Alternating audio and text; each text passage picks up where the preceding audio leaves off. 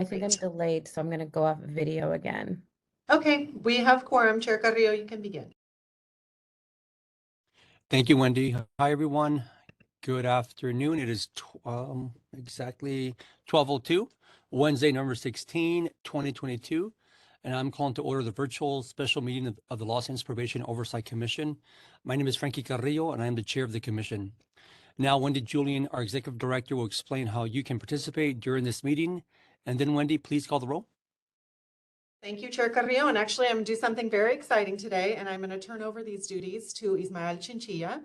Ismael is our Community Information Officer who has been with the Commission for a little over 6 months, and I'm very excited for him to facilitate the public engagement portion of the meeting today. So please give a warm virtual welcome to Ismael. Thank you, Wendy.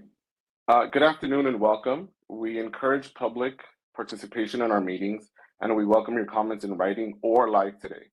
There will be an opportunity for public comment on each agenda item and at the end of the meeting for items that are not on the agenda. For items on the agenda, Chair Carrillo will introduce the item. Any presentation will be heard, then we will take public comment before the commission discusses them.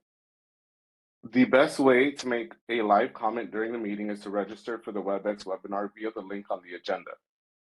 Click the link, enter the password POC123, fill out the form to register for the meeting, and then be sure to type the number of the item you want to comment on.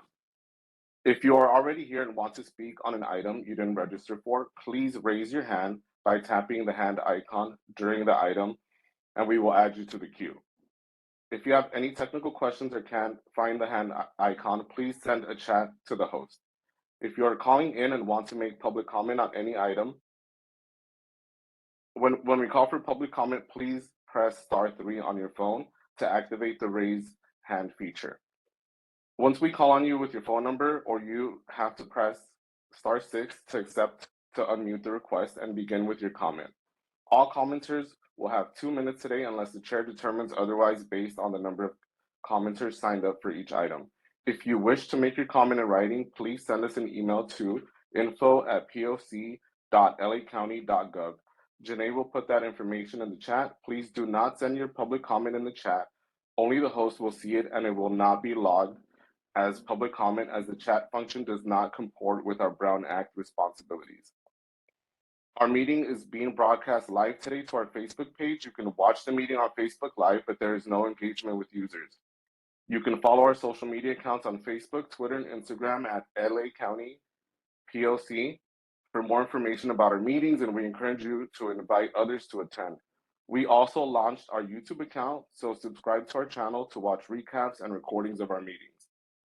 Le damos la bienvenida a esta reunión a miembros de la comunidad, quienes prefieren hacer sus comentarios en español. Les daremos 4 minutos y podemos proveer traducción al inglés. Al iniciar su comentario, nomás avísenos que prefiere hacer su comentario en español. I will now call the roll.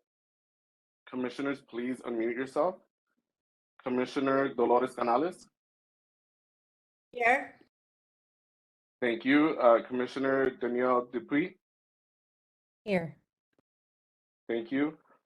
Commissioner Sean Garcia-Lays is excused and absent. Commissioner Ashay Jackson. Good afternoon, I'm present. Thank you. Commissioner Sam Lewis. I don't believe Commissioner Lewis is here yet. I'll let you know when he signs on. Thank you. Commissioner Don Meredith. I'm here. Thank you. Commissioner Dominique Nong is absent, and Chair Frankie Carrillo. I am here. Thank you, Ismael. Thank you. Great job, by the way. Moving on to item number 2 is for us to share the Probation Oversight Commission's annual report for fiscal 2020.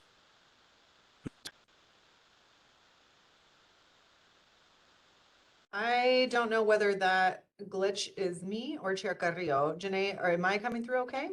No, I didn't hear it either. You're fine, and he is not coming through. Okay, thank you. So I will begin this item, and then hopefully, Chair Carrillo, we can get your connection reestablished. So this is about the annual report for fiscal year 21 to 22. So the county works on a fiscal year that goes through July 1st through June 30th.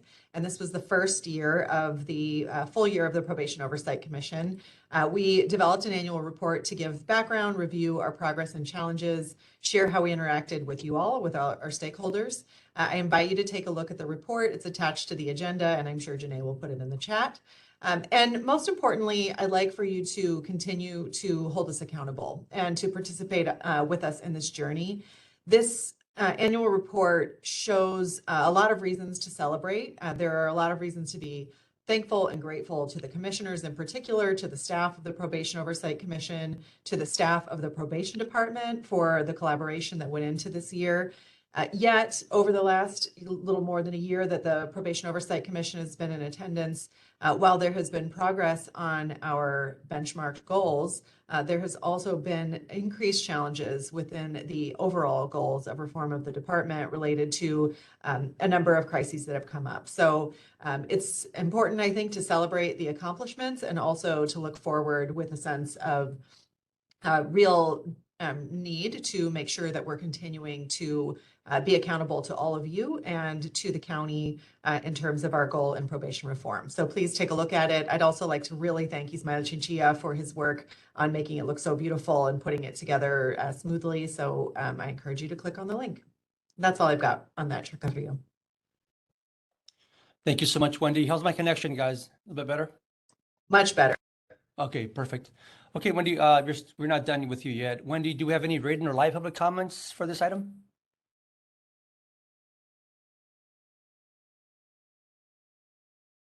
I don't see any public comments for this item.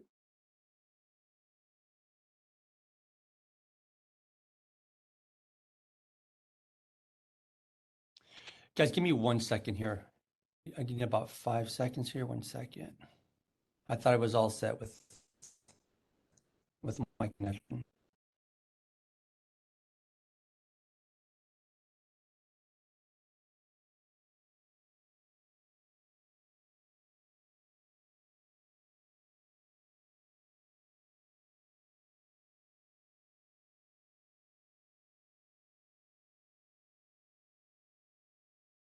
Okay, sorry for that. Thank you, Ismael. Moving on to item number 3. Oh, before we do, I'm sorry, commissioners, is there anyone that has any comments or questions on this item number, which is number 2, the report that Wendy just outlined? That was a request for the public. We're going to go to the commissioners. And as always, Wendy, thank you so much, along with the team, for always doing a great job. Okay, seeing no hands, we're going to move on to item number 3. Item number 3 is to discuss and take appropriate action on the selection process for upcoming commissioner vacancies. I know, Wendy, I'm getting a little confused with who's doing what, but I assume unless Ismael is, I'm going to refer to you for this one. Yes, thank you. So this is actually a very exciting agenda item as we are recruiting for the replacement of 2 of our at-large commissioners with the departure of Commissioners Dupuy and Nong. And we want to, in full transparency, invite all of you who are listening and for you to invite others to apply to become a probation oversight commissioner. And I would like to ask the commission to do 2 things for me today. One is to allow for Alex Zeiderweg and I to finalize the selection process information and then forward that to you all and the public. So if someone would be willing to make a motion that would direct staff and county council to finalize that process, I'd appreciate that. And then secondly, and I think this could be done all in one motion, to create an ad hoc committee of 4 or fewer commissioners who will be in charge of the commissioners' part in the selection and the review and selection process of commissioners. So basically what we're going to do is recruitment, which we've already begun. We've published the bulletin, we've shared it with our mailing list. We have sent it out to a lot of different folks who have recommended other people to apply. The POC staff will be receiving those applications and vetting them and making sure that they qualify based on the ordinance. And then providing a review and ranking based on a rubric of those applications. We will then bring a long list to the ad hoc committee, 10 to 15 of the top candidates. The ad hoc committee will review those applications, conduct interviews, and then bring 4 to 5 candidates back to the full commission for a vote. And at that point, the commission will vote on 2 candidates.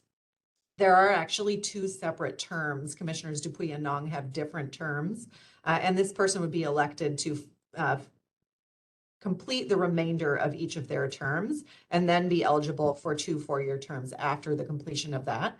And then once the commission has 2 names, we will send those to the board for the board to vote on and approve for final appointment.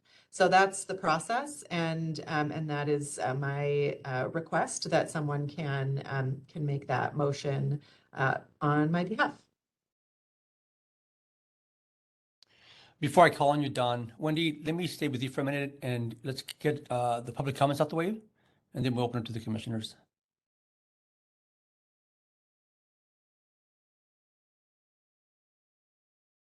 So,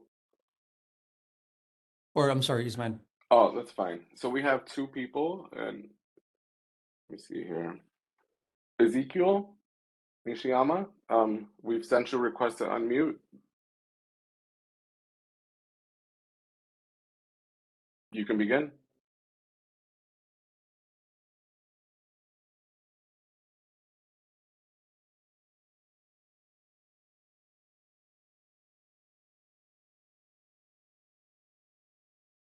I didn't raise my hand.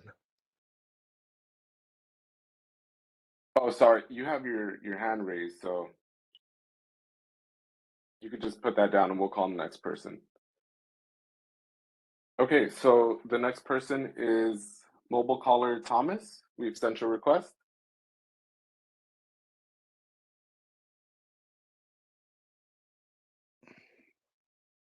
You can hear me? We can hear you. Okay. I would just like to say during the selection process that, you guys really look for somebody that's fair and impartial. Someone that's going to look at both sides and not just go on one side and run with it, but actually willing to listen to every side of the table. They really listen to the CBO side, but also willing to really take into account our side as well, the officer side. And I just feel like not too much not too much I don't know how to say the word, but there's not too many people that represent us. It's on the commission, and we just need people who also know our side as well and willing to fight for us just as they fight for others. Thank you. Thank you, Thomas. There's no other public commenters at this time. If you would like to comment on this item, please raise your hand using the raise hand function. Call-in users, please dial *3 to raise your hand. We'll give it a few more moments. There's 1 hand raised. Call-in user. Call-in user, your phone number starts with 866931. We're going to send you a request. Okay, thank you. Just wanted to ask, this is Mel Bailey, just to kind of piggyback on what Mr. Bell said, just asking to take into consideration that not only to have someone that's going to, bring an impartial, pathway to the conversation, to the dialogue, but also to keep in mind to do our best to avoid any possible conflicts of interest without, identifying anybody in particular. I do appreciate the experience and valued knowledge that comes from those who may, have partnerships with certain organizations. However, we have to make sure that we are not tickling that very fine line of conflict of interest as it relates to certain decisions that are made. So that's all that I ask. All right, thank you for your time. Thank you. I'm not seeing any other hands up. So, Chair Carrillo, I think that concludes our public comment on this item. Okay, wonderful. Thank you. Commissioners, I'm looking at the panelists on my right here for any hands that are raised. I see Don's. I see your hand is up. I'm going to call on you first. Okay, I just need some clarification. Unfortunately, I missed the meeting where Kine resigned. Clarification, these two positions are the at-large positions because I believe Kine's would be a district position. Is that correct? That is correct. Yes. So Kine is the appointee from Supervisorial District 2, and he will be replaced by Supervisorial District 2 in the same way that Supervisor Kuehl nominated Commissioner Lewis to replace Commissioner Saltzman when he resigned. So the person will be nominated and then voted on by the board and will serve out the remainder of Commissioner Yamashiro's term. But these other two are to go through the selection process by the commission. The And at-large. speaking of Commissioner Lewis, he has joined the meeting for the purposes of the minutes. Thank you. Okay, thank you. I just needed clarification. Thank you, Don. Wendy, I know there was a two-part request you made. I didn't write it down, but I would champion making a motion for that. I see Shay's hand is up. Maybe she did write it down, but let's find out. Shay? Yeah, I thank you for that. I first wanted to say that here, POC, we operate objectively and with integrity. And so that will be no different for the selection process. I just wanted to take a moment to address that public comment. And I actually did make a note of Wendy's suggestion for us to make a motion. Do you want to make the actual motion or should I do it and then you second it?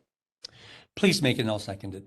All right, so I move to have County Counsel and our Executive Director, Wendy Julian, to finalize the selection process and to create an ad hoc committee for that process. Is it as simple as that? I think so. And I would second that. Thank you, Vice Chair. I will also open up the floor for any discussion on this motion. I think I'll ask Alex, should we, in addition to the motion, actually take volunteers to appoint the committee at this point? You can do that at that time if that's how the commission wants to go. Maybe let's make the motion first, Wendy, and get a vote on it, and then we can decide on who has time to do it. So seeing no discussion on it, is my able to please call a vote on this motion? Oh, I'm sorry, there was a hand. Commissioner Dupuy, your hand was up. I want to make sure I acknowledge you. I think my question is probably better suited for after the vote. Thank you.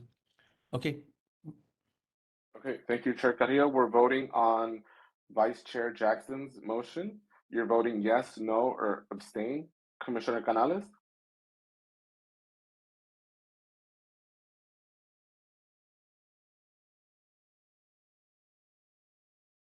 Commissioner Hello, my Canales? computer is breaking up.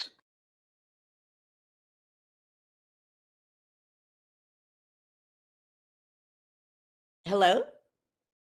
We can hear you. Okay. Yes, is my vote, I'm sorry. Is my vote up? Yes. I think when I turn on my camera, it gets worse, though. Aye. Thank you. Commissioner Dupuy? Aye. Thank you. Commissioner Jackson? Aye. Commissioner Lewis? Aye. Commissioner Meredith? Aye. Chair Carrillo? Thank you. That motion passes unanimously. thank you so much. Commissioners, we're still on this topic about the selection. I know Commissioner Dupuy wanted to save a question for now, but if anyone else wants to chime in, please raise your hand. Commissioner Dupuy? Yes, I was just curious if, although I am resigning, if I'm able to be on the ad hoc committee for the selection process.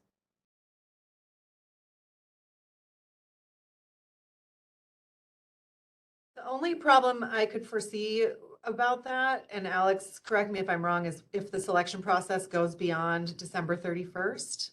when you have listed as your date of resigning. That's the only thing that concerns me.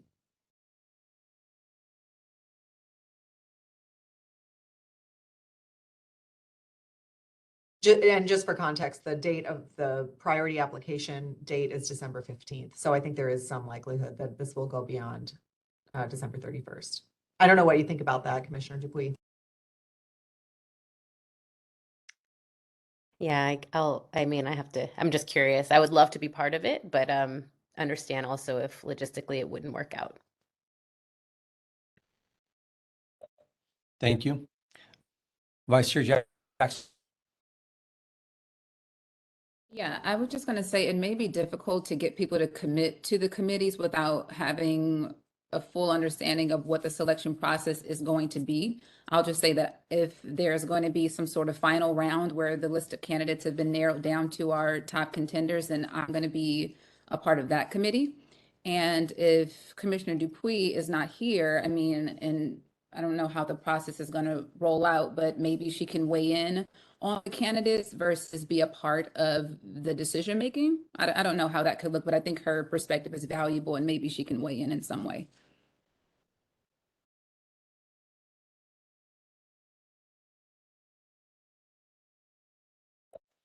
Thank you. Commissioner Canales?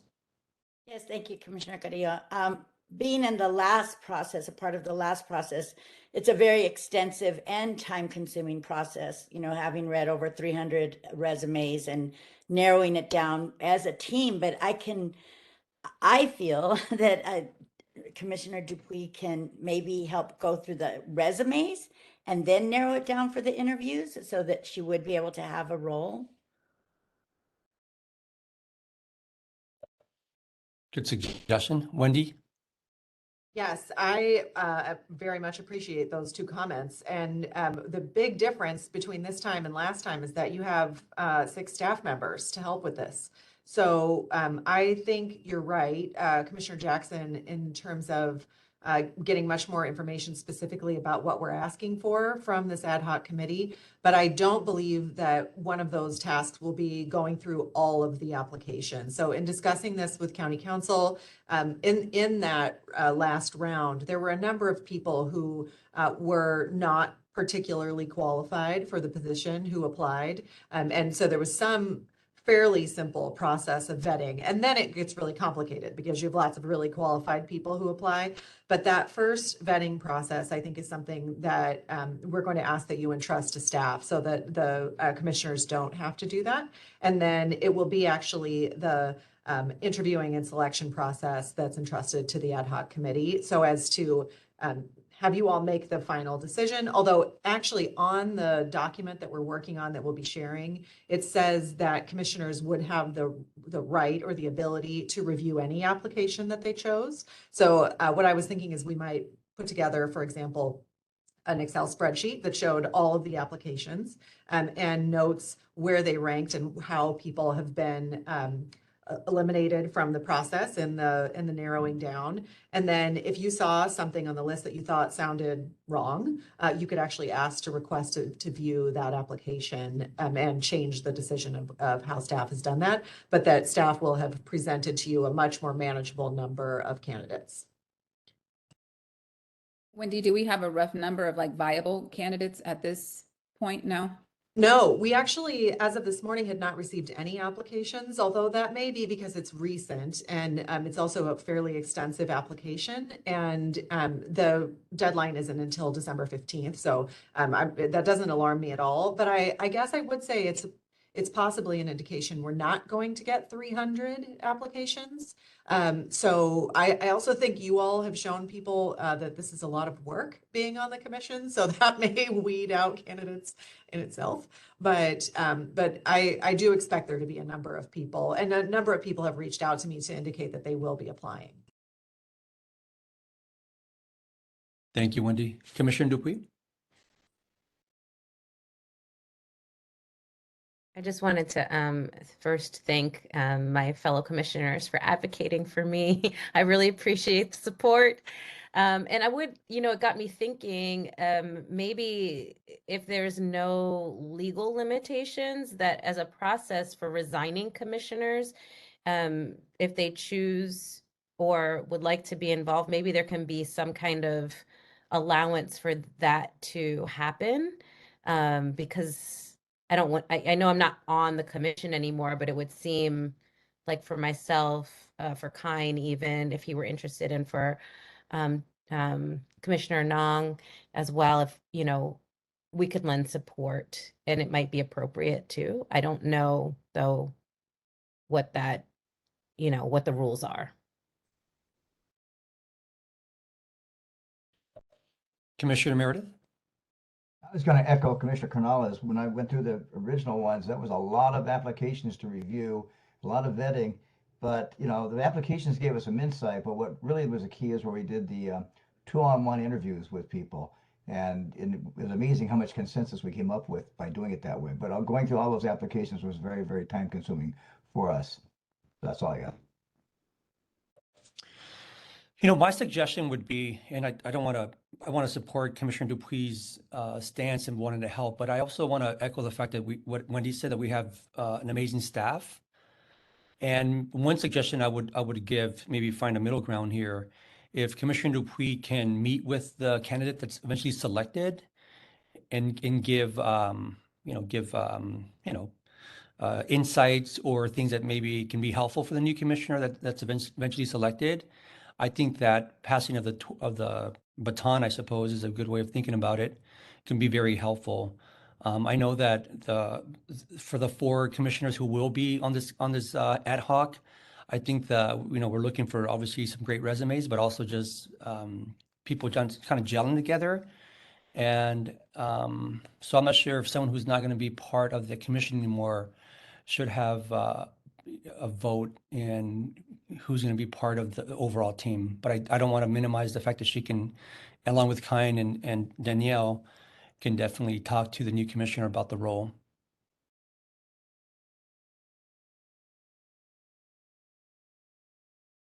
Well, I think Commissioner Dupuy has a valued role, because as Wendy and I sort of discussed, her because of her academic background, right? Like she has very specific expertise, in my opinion. So if this is about the selection process, maybe we're not waiting until the end of it once we've already decided, and she's helping us sort of, vet maybe in the middle of the road versus the beginning or at the very end. I mean, I don't know. We don't know what the selection process is, but I do think that there should be some overlap, right? We shouldn't have commissioners that are transitioning out, they're departing, and there's no contact and there's no sort of involvement in the sort of choosing of the person who's going to replace them. So maybe the appropriate step is to really refine the selection process, right, Wendy?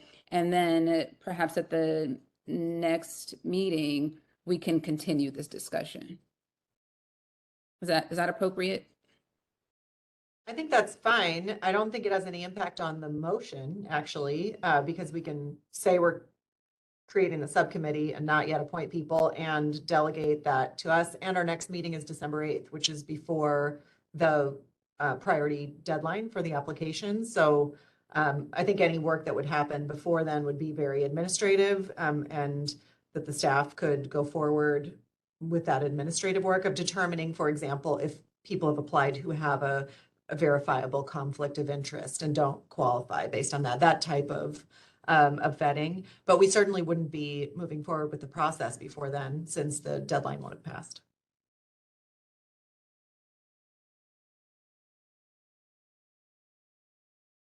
I think the motion stands, and I'm volunteering to participate.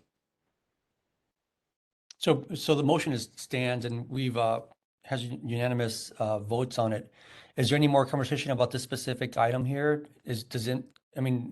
Are we gonna, just to be clear here, are we allowing Commissioner Dupuy to be part of the process, or are we not? What are we doing? I don't think we're deciding right now. I think we just engage in a discussion, and then we can decide at our next meeting. Wendy, so you said the deadline was when again? December 15th. Oh, okay, got it. Okay. Seeing no more discussion on this item, we're moving on to item number 4. Item number 4 is to discuss and take appropriate action on the Los Angeles County Office of Inspector General's report back on the Probation Department's proposed TASER policy. The link to their detailed report has been included on the agenda. Here with us today from OIG are Assistant Inspector General Eric Bates and Chief Deputy Dara Williams. Eric and Dara, please proceed with your report. I see Matt Huntsman as well. Welcome, everyone. Hi, Dara will not be here. I'm here in place of her. Eric will talk about the issue, answer any questions you have, but I wanted to address a concern I have. As you know, the CEO's office elected not to fund the oversight function for the Office of Inspector General that the board voted for probation. So we don't have a functioning oversight analog to what you're doing. We don't have investigative ability sufficient to investigate matters such as what Kine raised regarding the use of outside personnel to conduct operations within custody facilities in the camps and the halls. And so that causes me an unusual level of concern regarding the issues that you are facing, not to mention the resignations, of course, are disturbing. So I wanted to come and talk to you briefly. The subject that I want to talk to you on is the TASER report, because it's an example of the problem with oversight when it doesn't have the actual ability to really dig in. We're currently doing monitoring for the Department of Justice and reviews such as the report that you received, but not the kind of oversight that we should be doing. TASER use is a very difficult issue in law enforcement. As you can see from our report, in the force continuum, law enforcement is fond of using a hybrid term, assault of high risk. And this term is a very dangerous term when it comes to the use of deadly force. In the case of tasers, they're categorized as less lethal. What that means is they're lethal. They're a kind of lethal force that is less likely to kill than a gun or, say, a head strike with a baton. And they usually don't, but sometimes they do, given unusual circumstances, such as when people are on drugs or particularly infirm, and our report addresses that. Unfortunately, the policy as the probation department has drafted it allows for staff to use tasers in situations which they should not be using tasers. Situations in which a person is perhaps high risk in that there's a concern regarding safety, but is not actually actively a deadly threat that would justify the use of less lethal force. It's not an analog to a gun, but it's a step between personal weapons and guns. Tasers, when they're used to avoid deadly force, are a wonderful thing, but when they're used as a substitute for personal control of somebody who's resistive, then they're not appropriate. And we addressed that in our report, and the department said, we don't agree. We're going to keep it the way it is. And I think that's very unfortunate. I think it results in a taser policy that's going to be misused in the future. And we are not in a position to actively oversee the use of the tasers because we don't have the staff for it. So I urge you as a commission to reject the proposed policy and submit to the board your opinion that it should not be implemented, because I think it is lawful. You can lawfully use a taser in many situations where a deputy or an officer has a concern for their safety, but there are many of those situations where, although you won't be criminally prosecuted for doing it, it is an unwise and inappropriate law enforcement policy. So that's my main concern with this policy. When it was first drafted, it used the term less than lethal, which is false to describe tasers. We've suggested that get changed. I think they'll change that, and they're now using the correct terminology. But I don't think it's a coincidence. It's a deeper problem in law enforcement of the appropriate designation of dangerous tools that can cause severe harm. And as you'll see in the details of our report, or have seen in the details of our report, there are other ways harm can be caused, such as particularly susceptible people, young and old, as well as people in situations such as when they're elevated and a taser will cause them to fall and therefore be injured. That's the same as using that force directly on them. And so the policy as written, I believe, is inappropriate. And I think we're at a turning point for your commission where we'll see whether or not you're able to effectively influence the conduct of the department. So having said all that, I'll turn it over to Eric, who will address any details. You want to talk a little bit about the report, but then address any questions you have on the details. Thanks, Max. Yeah, and I'll address any questions. And I know that everyone has access and has probably read our report back, but it did go into other recommendations such as who should carry a taser, that it only be carried and used by that person it's issued to, that the person ensures that it's working properly before each shift, that a maintenance log is provided, and that it's carried on the opposite side of a firearm, being consistent with best practices to prevent a situation where someone may draw the firearm by mistake. And the probation department was okay with all of those recommendations, as well as our recommendation that there be a quarterly training on the use of the tasers. They were okay with that. The main issue, as the commission knows, because many of the commissioners raised similar issues with the use of the tasers on juveniles. We again recommended that there be a list of situations where the taser would not be used, and that would include juveniles, elderly, people with disabilities. But that, again, was not accepted by the probation department, which raises our grave concerns about its possible misuse out in the field. So I'm open for any questions that you may have. Thank you, gentlemen. Wendy, before we get into the questions from the commissioners, is there any live or public comments for this item? Oh, I'm sorry, Ismael, not Wendy. There are no public comments for this item. Okay, commissioners, I see Don, your hand is up. Let's start with you. Yeah, I had just two quick questions, more related to Max. Number one is, did you obviously have done a review of the sheriff's taser policy, correct? Over the years, we have more than once looked at taser policy and discussed it with the sheriff's department. Is it a better policy than what probation is offering up? It's better, but it's not where it should be. Okay, the second question is, that's for clarification. I was under the impression that we had been funded to have some OIG services, and I'm understanding the board approved it, but the CEO has not authorized it. Is that correct?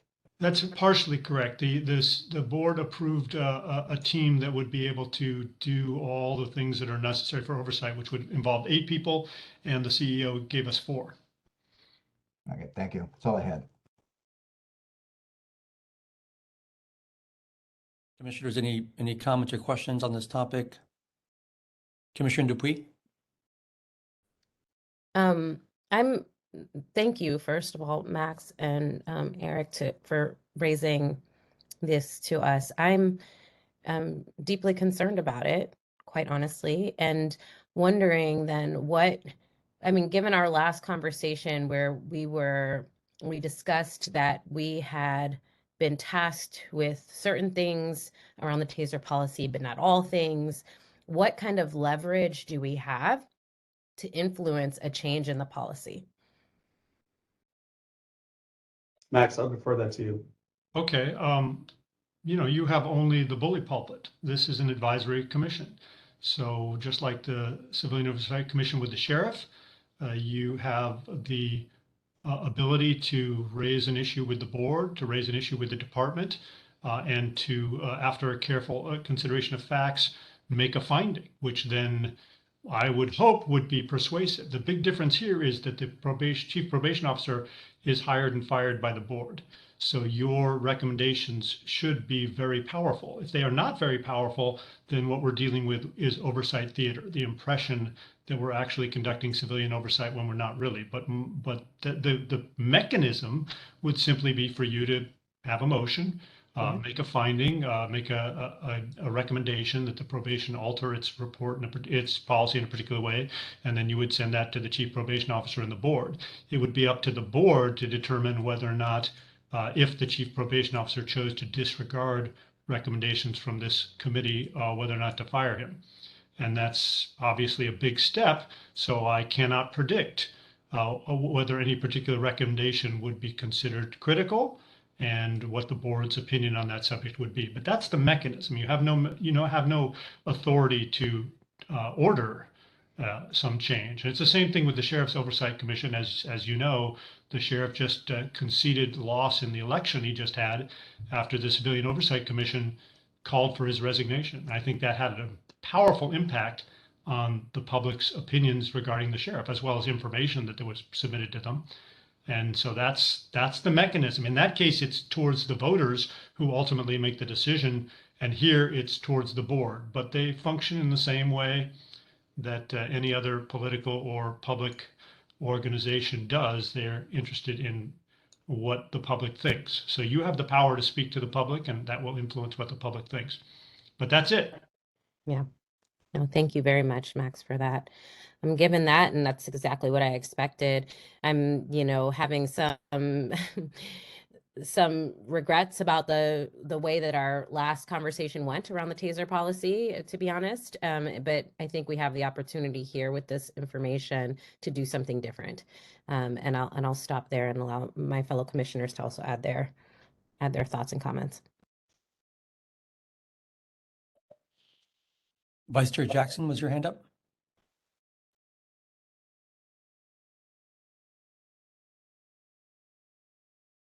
Sure, you can take Dolores first. Dolores? Hi, thank you so much.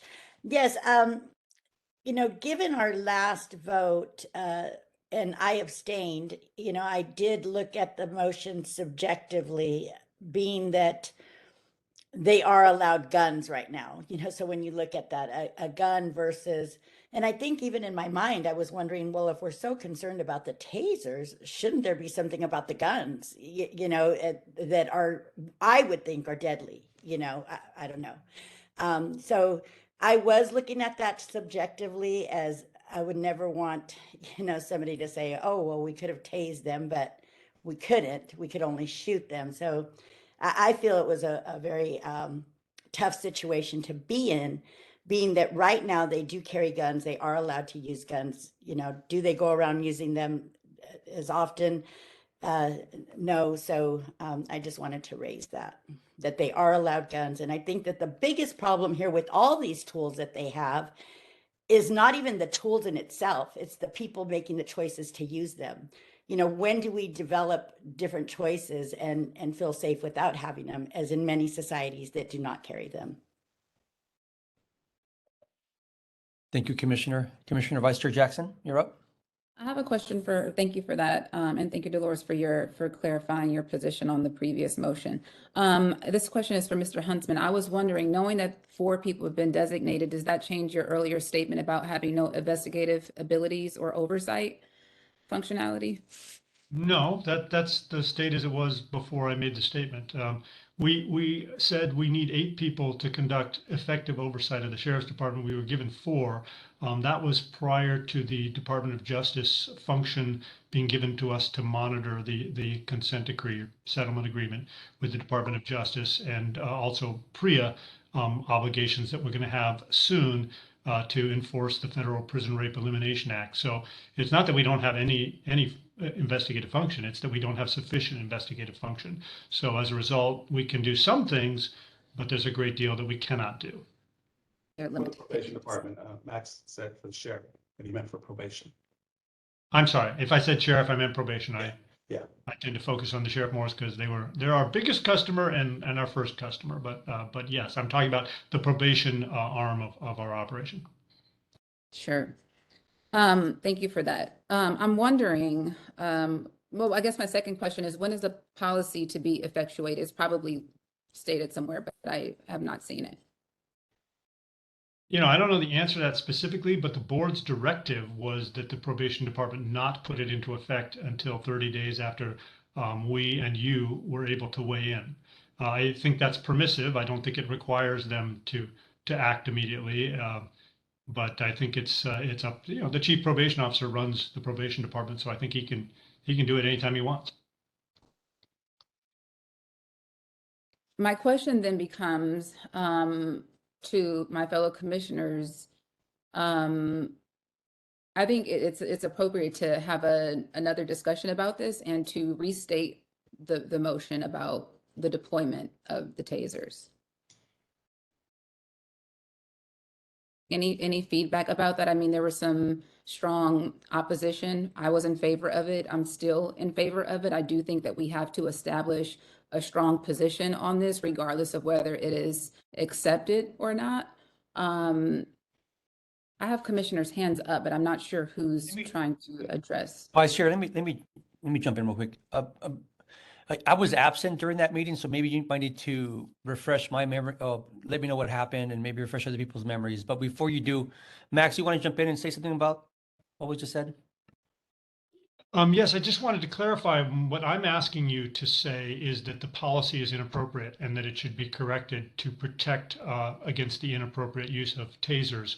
I'm not asking you to reject tasers as a tool.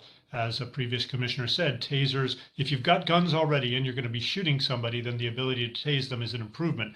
The problem is that when tasers are in the hands of law enforcement, they are sometimes used as an inappropriate tool as opposed to a way to avoid deadly force. They're used as a punishment sometimes, or as a pain compliance tool in ways that is more dangerous. We've seen people paralyzed from them, seen people killed from them.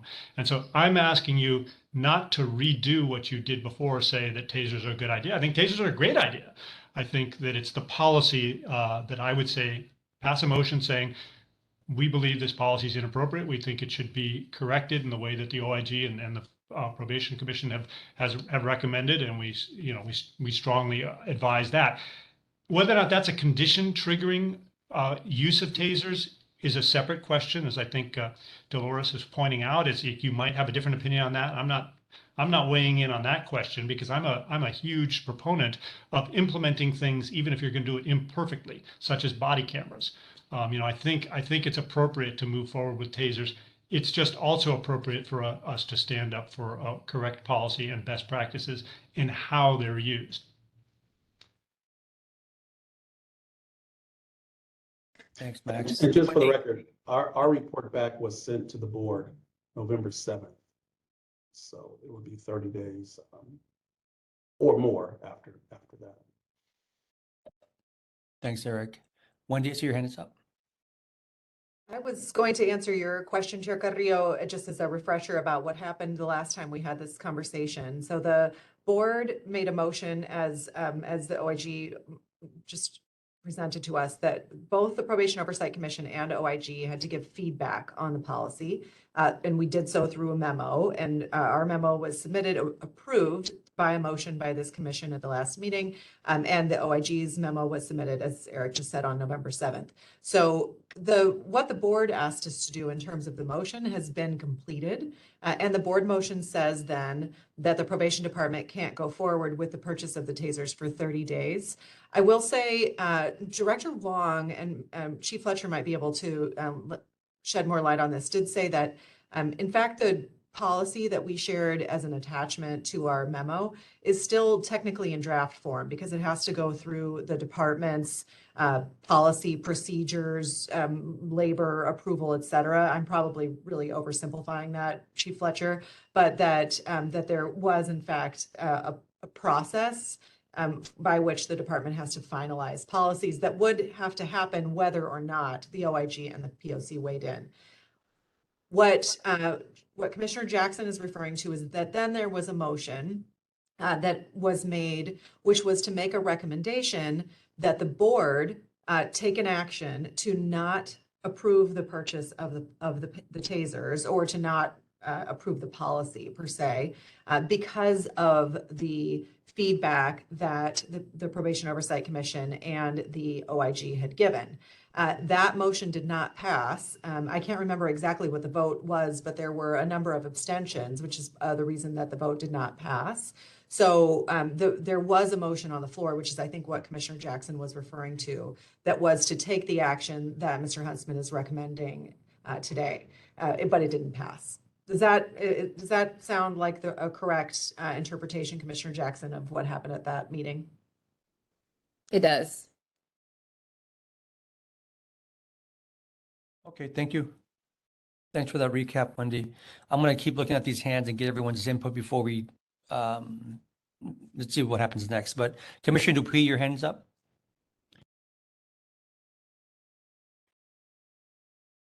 I think my comment was already given by Wendy and Commissioner Jackson. Thank you. Thank you. Vice Chair Jackson?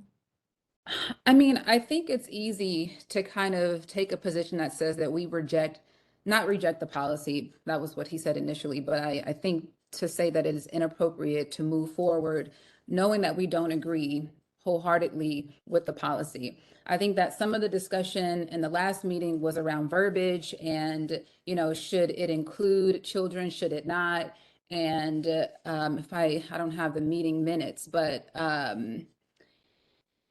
I think that we started to get into some of the technical things that made it very difficult for some commissioners to support it. I'm just wondering now if we feel confident enough to move forward with the motion, and I would say yes, to reject the policy. I just don't have the specifics of the motion that would, inform the recommendation that we're making. You know what I mean? Like it needs to be specific, like what exactly about the policy are we rejecting? And I don't have enough of that information in front of me to be able to do that in this particular meeting. It's a great idea. Commissioner Canales, you're up. Yes, I believe I do not remember the motion verbatim put forth by Commissioner Non, but I believe it was a lot more lengthy and wordy than what Mr. Huntsman is proposing right now. And so that is one of my concerns. If we're going to pass that same exact motion, I think we do need to all hear it verbatim. And then because it's there's still some things that are off, although maybe we could look at a recording and listen to what exactly was said. So if we could do that too. Thank you. Thank you, Commissioner. Commissioner Meredith, you're up. Yeah, and going to my years of experience in law enforcement, I never use a taser. Use pepper spray occasionally, never a taser. However, that said, my objection to the motion last time was based on the fact that we were limiting it by age, and sometimes there's circumstances that it might be appropriate. But as pointed out in the report by Eric from OIG, there are the concerns that if you use a taser, somebody falls and it hits their head. I know there was a case with the sheriff's department where it was inappropriately used in a jail setting, and the guy fell from the second tier, and if I recall, sustained significant spinal injuries from that. So my thoughts are that maybe we need to see what is actually the best practice policy out there. I think that SEU does need tasers because the nature of the people they're dealing with at times, and it is a less lethal option, meaning it can be lethal, but it's less likely to be lethal than a firearm. However, there must be some, I don't want to say perfect model out there, but a substantially good model out there we need to take a look at. And that's just my thoughts based on what I saw from OIG and my own experience. Thank you, Don. Before I call on you, Commissioner, Vice Chair Jackson, I think that maybe just, I don't know, thinking about what Doris just said. I mean, we don't need to adopt the old motion. We can create a new motion today. And I think what Max is saying is that there's many concerns with OIG along with POC that makes it very clear that we in whole or in part reject probation's motion or their policy. Maybe Alex or Wendy, is this motion, does it need to have, and this is maybe using Dolores's language here, does it need to have the specifics about what sections we're rejecting, or can we do a blanket rejection of their policy? I just want to clarify for the commission that, this body does not have the authority to reject the policy per se.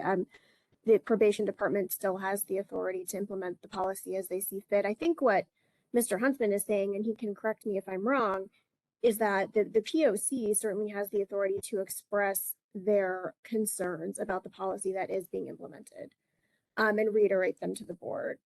Max, is that what you were saying, or am I misinterpreting? No, that's exactly right. And so when the use of the term rejection, which I think I inserted, I think is not meant to say that you have the authority to prevent the policy from taking effect, but rather that you reject it in the sense of you say it is unacceptable. So you could pass a motion that says the POC rejects the policy and recommends to the board and probation that they adopt a policy that provides greater protection against the use of a taser in a situation where deadly force is not justified. You could say it as simply as that, or you could ask the probation department to propose to you a policy that does protect against that problem, which would be sort of a way of giving them a report back to you and asking them to do what Commissioner Meredith is talking about, which is to make more of an effort to try to address this problem. And I think that would be fine too. As the commissioner says, age and youth in and of themselves are not something that should prevent the use of a taser. However, under the circumstances of this policy, we had to recommend a blanket prohibition on age and use because the policy is so vague. But if it was strengthened, then you could use it against youth and age, where that would be a factor to be considered in terms of deciding whether or not it was going to be deadly or likely to be deadly. And as Commissioner Meredith pointed out, the use of a taser in a custody setting or certain situations can be particularly fatal. The second tier he's referring to, it wasn't a second tier, it was a double bunk. The guy fell from a bunk and ended up paralyzed as a result of an inappropriate taser use. But we've seen tons of them. So I think you can just use simple language, because as Alex is pointing out, you don't have the authority to prevent them. You're simply calling the attention of the board and the probation to a considered process in which you, representatives of the public, have looked at this issue along with our professional input and your staff's professional input, and concluded that the probation policy is unacceptable. It just has to be like as simple as that, and then we would find out whether or not the probation would respond to that. I don't know what would happen. Eric, I saw you want to chime in before I call on my colleague. No. Max covered it. Thanks. Thank you, Eric. Vice Chair Jackson, floor is yours. I mean, and thank you, Max, for that input. I like the idea of asking, the department to propose a policy that provides greater protections, but that would be done on the assumption that the policy that they've put forth, does not provide the greatest protections for that's the biggest problem right now. But I'd be in favor of that. That's the main point. Can I accept that as a motion? Vice Chair Jackson? Sure. Should I restate it? I'm borrowing Mr. Huntsman's language, so. He's our expert in the House, so go for it. Let's hear from Don first. I didn't see your hands are done. Go for it. Yeah, I just want to say I agree that we need to, reject what exactly there, however we're going to classify that, and say you need to come back with a better policy in conformance with the best practices, but we need to have a timeline, a due date, an end date, because one of the things we're seeing with probation is they don't honor end dates or timelines or anything else. So I want to put a due date on there that they should have something back to us. Well, it's just advisory, but I would suggest the due date as being 30 days before you purchase tasers. They'll do what they want. And as pointed out, the board put them within a window, which December 7th, they're going to be entitled to just go purchase them if they want. But if this body says, look, you gave us a policy that wasn't acceptable, please make another effort. And then again, don't buy the tasers until you've given us this new policy. And then we've had a chance to respond in 30 days after that. It's still advisory, but I think you're right, Commissioner, that if you don't really be very specific about what you're asking for, then you may find that it just drags on forever and you don't get any response. So I think that's a good idea. And I'd add to that then we have the chair send a copy of our notice to the Board of Supervisors so they clearly see where we stand on the issue. Thank you, Don.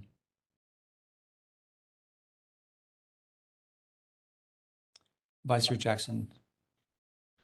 Yes. Am I moving forward with a motion? Yes.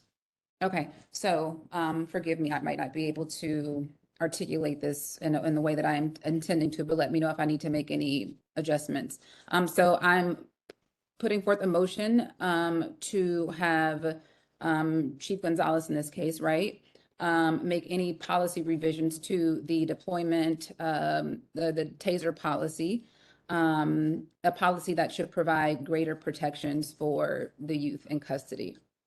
But not just youth in custody, just for the youth. Yeah, I'm sorry about that. I got It's my stuck. understanding, sorry to interrupt, but it's my understanding that they're not talking about using tasers in custody, Yeah, which would be yeah, a yeah. terrible idea. We're talking about in the field. Yeah, I'm sorry. I'm looking at a whole other page here. That's the problem.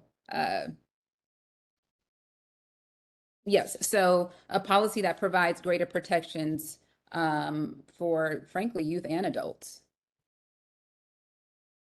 Youth and adult probationers.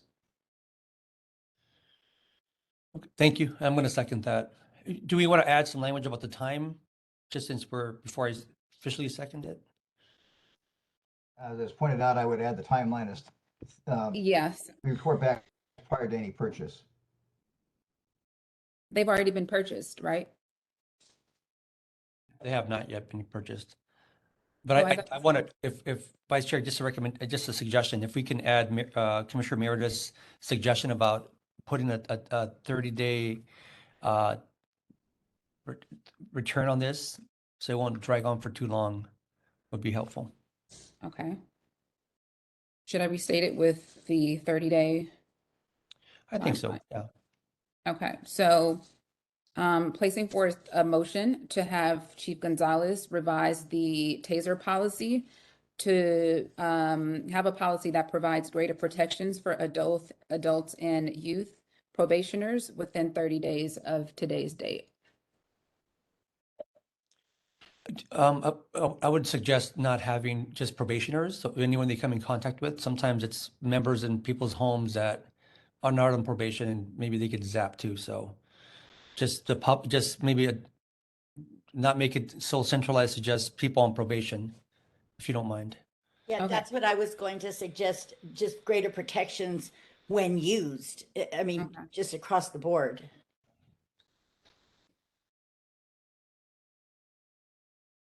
Commissioner Dupuy, do you have input before I restate it? Yeah, I did. Perhaps we want to add just to like accept the OIG's recommendations as well, or consider what Max has expressed has not really been considered in their feedback as part of the motion. I don't know how to state that. I'm sorry, I'm tasking you with that, Commissioner. You've got the hard job. Yeah, it isn't the easiest thing to do, but would that be a separate motion, or can we just add that to this one? Is that an acceptance of his feedback? Is that entirely different, or can we just combine it? I think Let's combine it. Mhm. Okay, so I'm going to give it another pass at this. I am placing forth a motion. I move to. I'm out. We got Don here that is waving his hand. Okay, Don? okay. Yeah, I was kind of go with the preset is that they take into consideration those issues pointed out by the OIG report, what we have raised here, and identify the best practices out there. Okay, that's going to be. Okay. Just give me a second.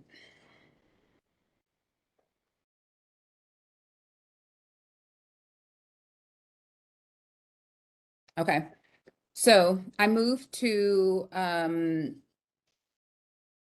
making a motion to have Chief Gonzalez revise the taser policy. Sorry, now I have a bunch of just scrabble here.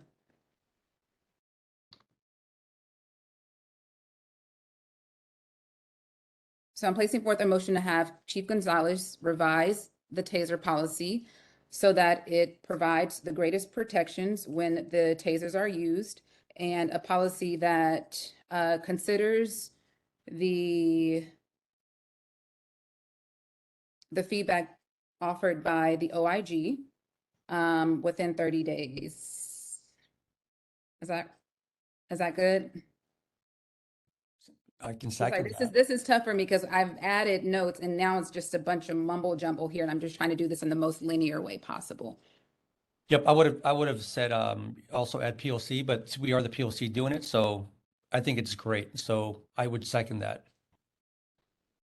And open this up for discussion now. Please raise your hand if you want to chime in and add anything before we move on to a vote. But that was a great job, Vice Chair Jackson. Hot seat, on the spot. You knocked it out of the park. Thank you. You were moderating. You were looking at people's reactions from the cameras. Okay. Seeing no response. Ismael, can we get a vote, please? Sure. So we are voting on Vice Chair Jackson's motion. You're voting yes, no, or abstain. Commissioner Canales? Yes, thank you. Thank you. Commissioner Dupuy? In favor of, yes. Thank you. Commissioner Jackson?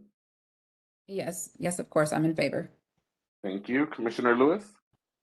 Aye. Thank you. Commissioner Meredith? Aye. And Chair Carrillo? Aye. Thank you. That motion passes unanimously. Thank you so much. Max, Eric, really appreciate your leadership, strong advice. I'm really disheartened that we don't have the policy, or I'm sorry, the budget.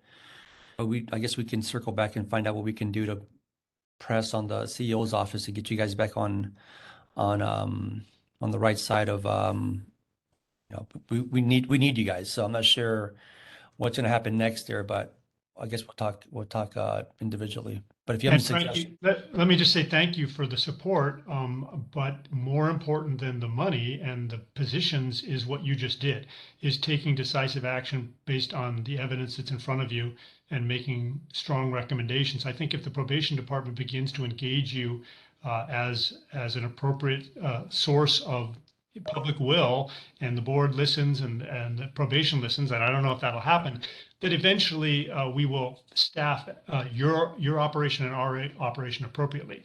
If we become irrelevant and nobody cares what we have to say or what we're doing, then we don't need bodies. You know, we need action, and so I really appreciate your focus on that point, and I think that's the critical one to hit. So thank you so much.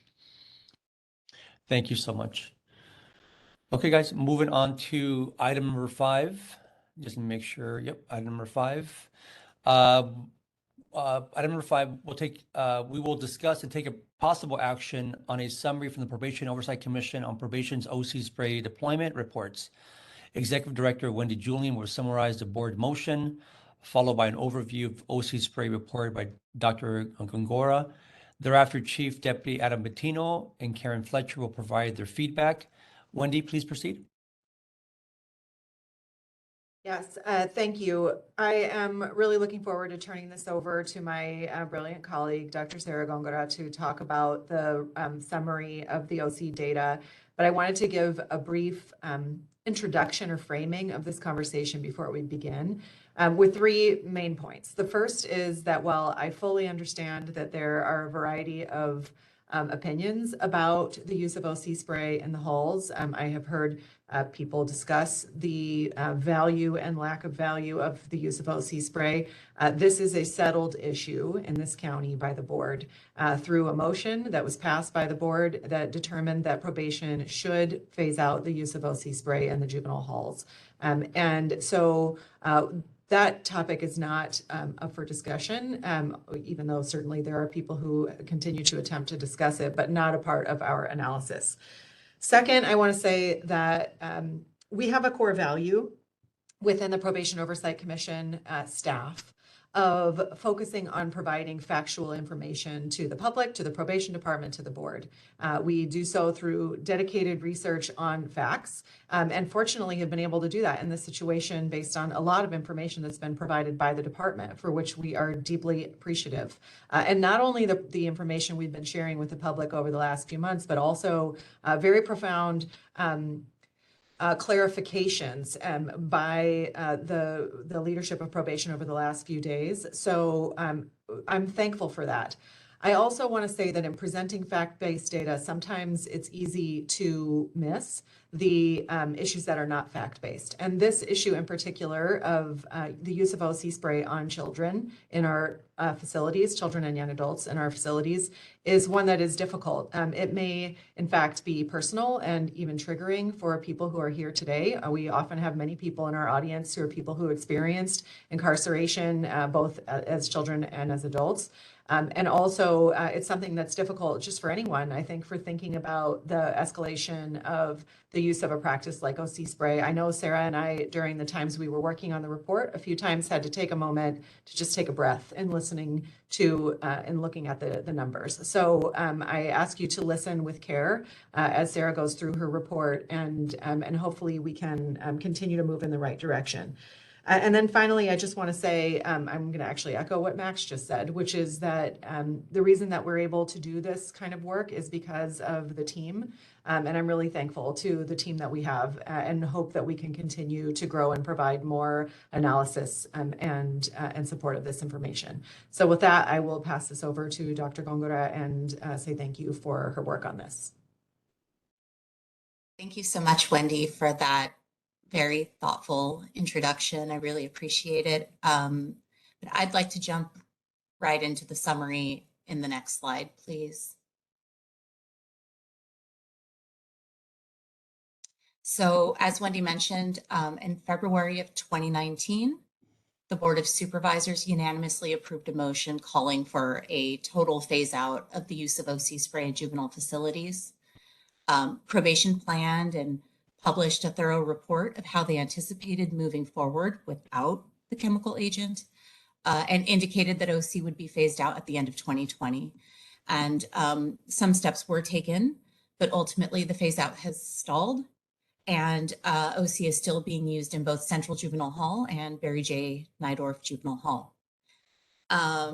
So as Wendy mentioned, probation has been sharing a lot of data with the POC, and we've been receiving these weekly OC data reports since late May.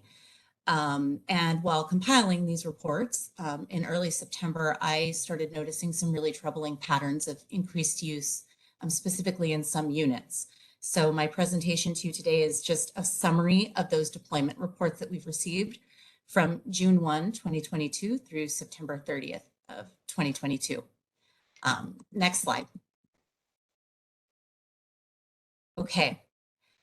So you can see that during the 4-month period that we're talking about, a total of 122 days, there were 232 deployments of OC spray between Central and Barry J.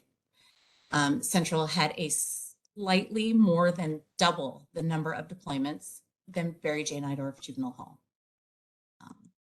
Let's go to the next slide.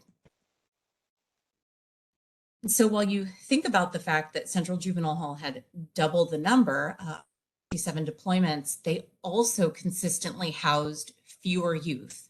So fewer youth, yet double the deployments. Even though you can see that gap is narrowing in September, but still lower population. Let's go to the next slide. Okay.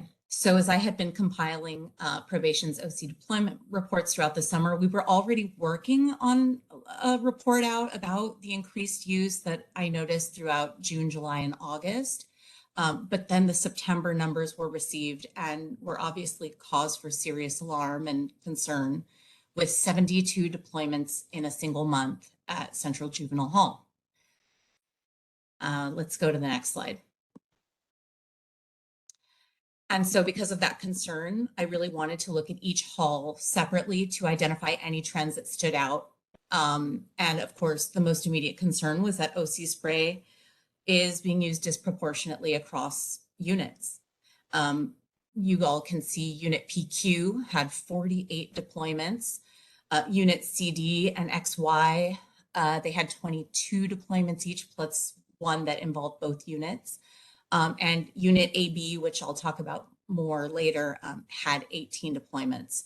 So part of my hope in making this very kind of busy graph was to try to identify any units that maybe had really lower, or maybe even some units that had no deployments during the period. But as we went on and we did some fact checking with probation, some of these units that had the low numbers, like Unit J, Unit KL, LM, and Unit MN, those units were not consistently housing youth during the period.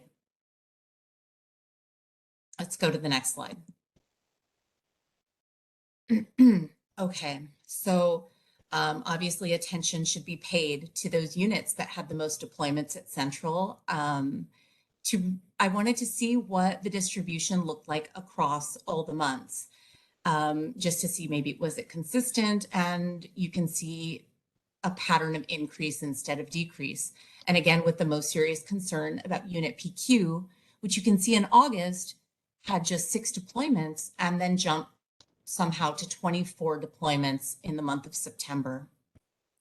Let's go to the next slide. Okay. So I made this calendar to try to understand patterns of use over the course of September in unit PQ, and was really surprised when it showed that there were 0 reported deployments during any weekends. And yet we had seen multiple days of multiple deployments during the week, including that 29th of September, which you can see had 4 deployments of OC in a single day. So this calendar, to me, really highlighted those day-to-day experiences of youth housed on the, and really in all of the units deploying OC.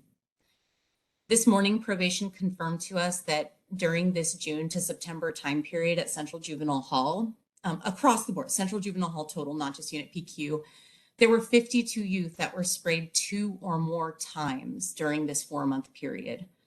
So I think it really needs to be acknowledged that whether youth are experiencing OC through firsthand exposure by being sprayed or by viewing these incidents repeatedly where they are living, youth can really develop significant trauma from having OC spray deployments be part of their detention experience. Can we have the next slide, please? So to compound the serious concern about the number of deployments happening, when you look at the demographics of youth housed on units with those really high OC numbers, units CD, XY, AB, you will notice that deployments are disproportionately affecting girls and youth with developmental disabilities. And we did receive these unit classifications from probation and they were verified. Let's have the next slide, please.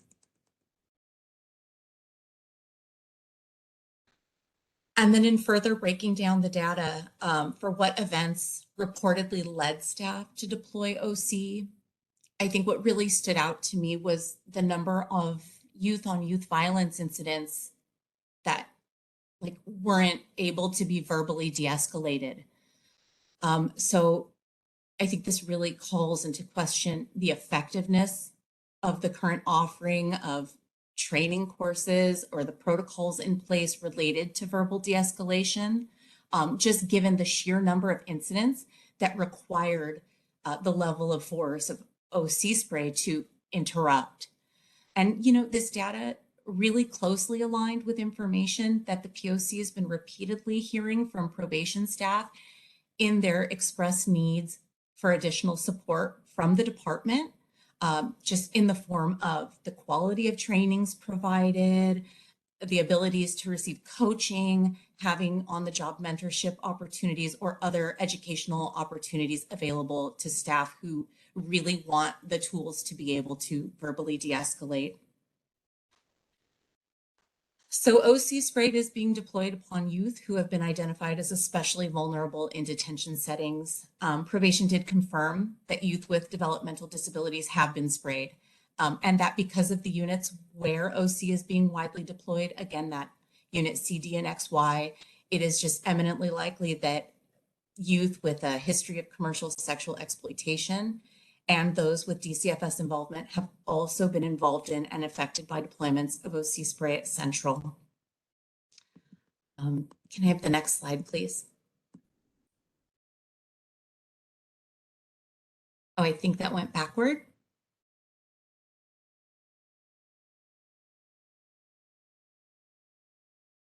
That's going backwards. We should be looking at a chart for Barry J. Nydorf Juvenile Hall. There we go. Okay. So while overall having fewer OC deployments than Central, Barry J did have one unit, a unit JK, that had considerably more deployments than any other at the facility.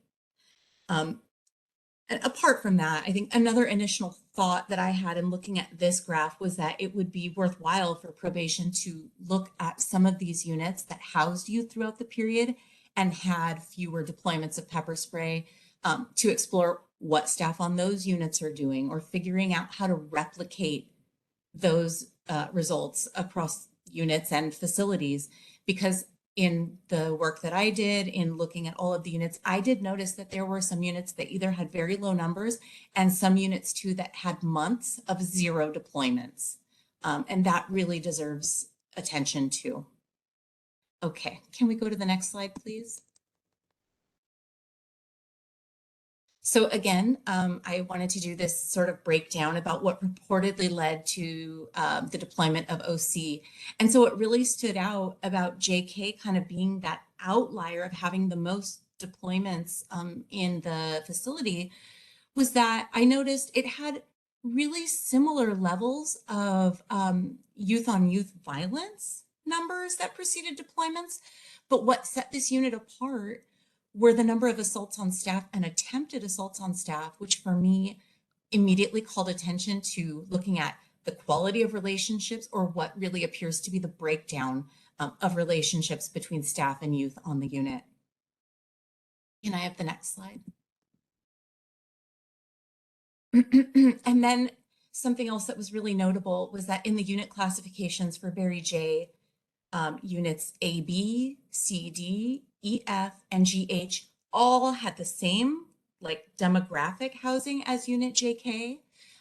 It was clarified to us that during the time period, A, B, and C, D moved into EF and GH. So the numbers as they appear are like deceptively low and should be combined to really make more sense. But even if you combined these numbers, they would still be much lower than those on JK, which I think confirms the disproportionate use and the need for immediate attention. Okay, next slide, please.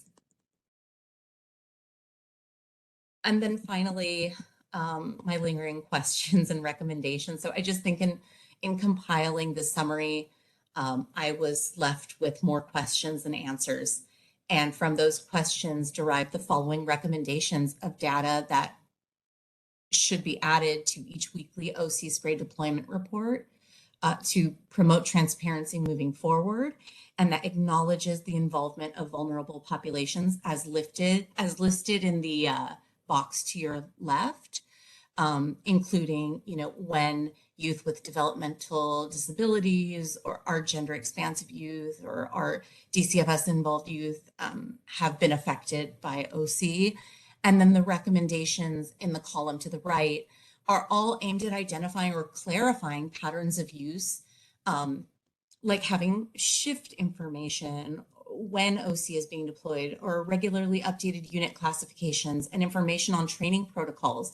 So things that can actually be used by probation to clear a path forward and come into compliance with the board's motion, and finally end the use of OC spray in juvenile facilities. In closing, I just want to thank everybody for your attention and for the outpour of concern about this critical issue. Thank you. Thank you, Dr. Bettino or Fletcher. Floor is yours.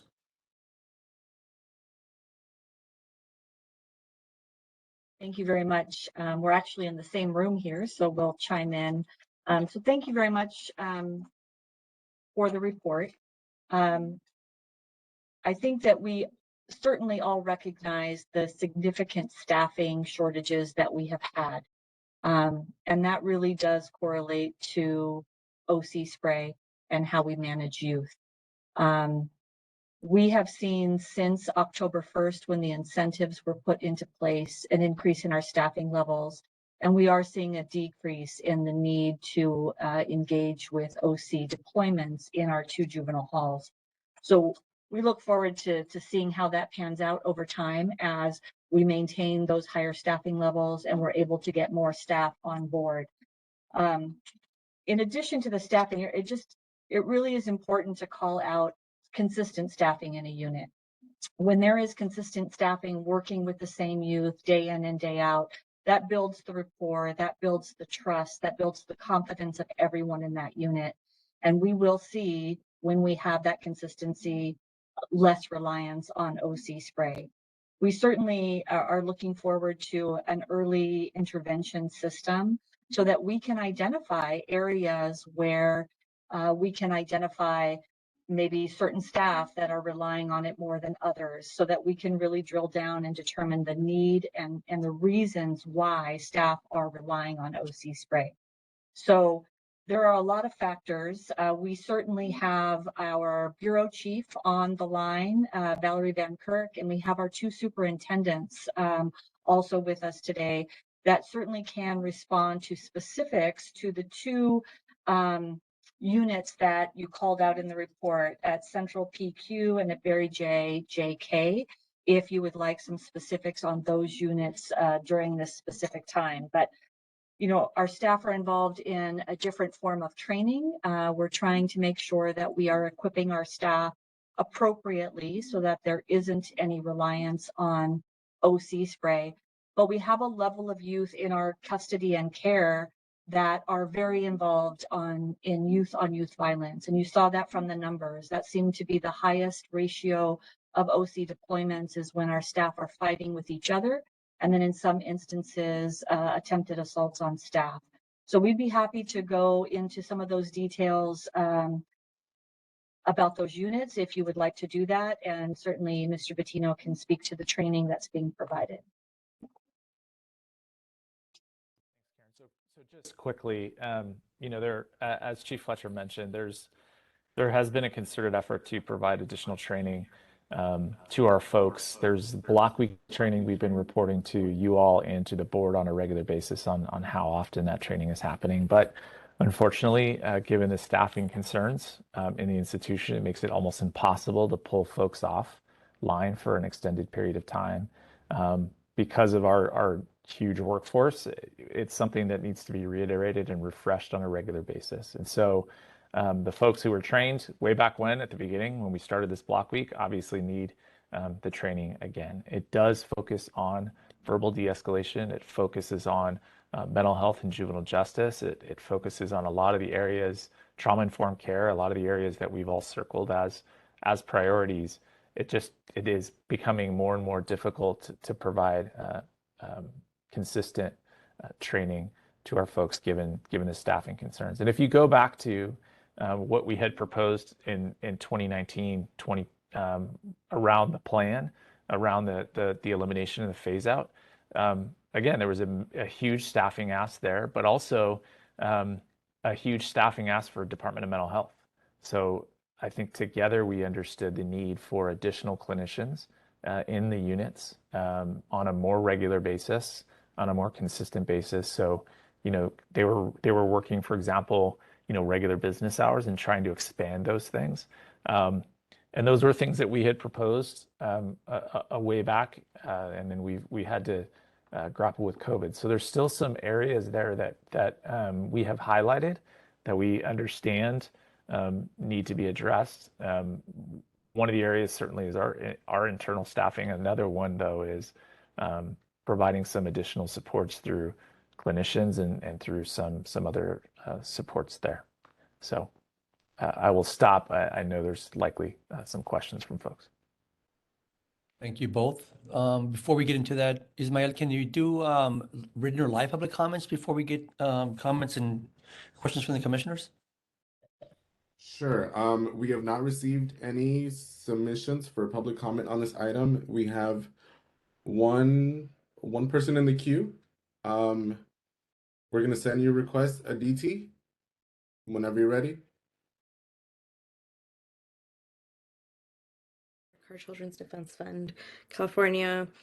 I'm not going to reiterate over and over the harms of OC spray or our frustration with the fact that it's still being used, because it really at this point feels like screaming into the void.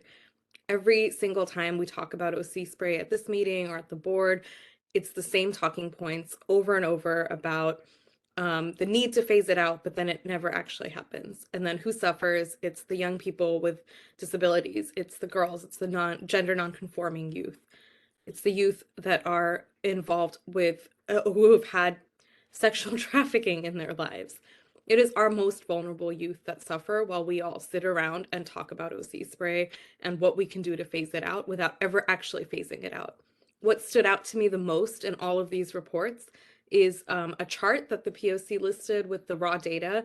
And I do want to take a moment to thank you for your work on this report and for bringing this data to light. It is very important. But what happens now? What are we supposed to do with this report when probation has shown over and over that they seem to have no intention of actually phasing out OC spray? In the raw report, in the raw data, there is a column for phase out stage, and in every single row it says not applicable.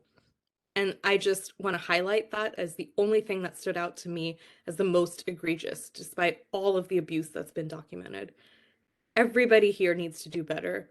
And I just don't understand what it would take for probation to be held accountable and for probation to face some consequences for the fact that they were supposed to phase this out 2 years ago. We are now coming to the end of 2022 and nothing has been done. And it is an outrage.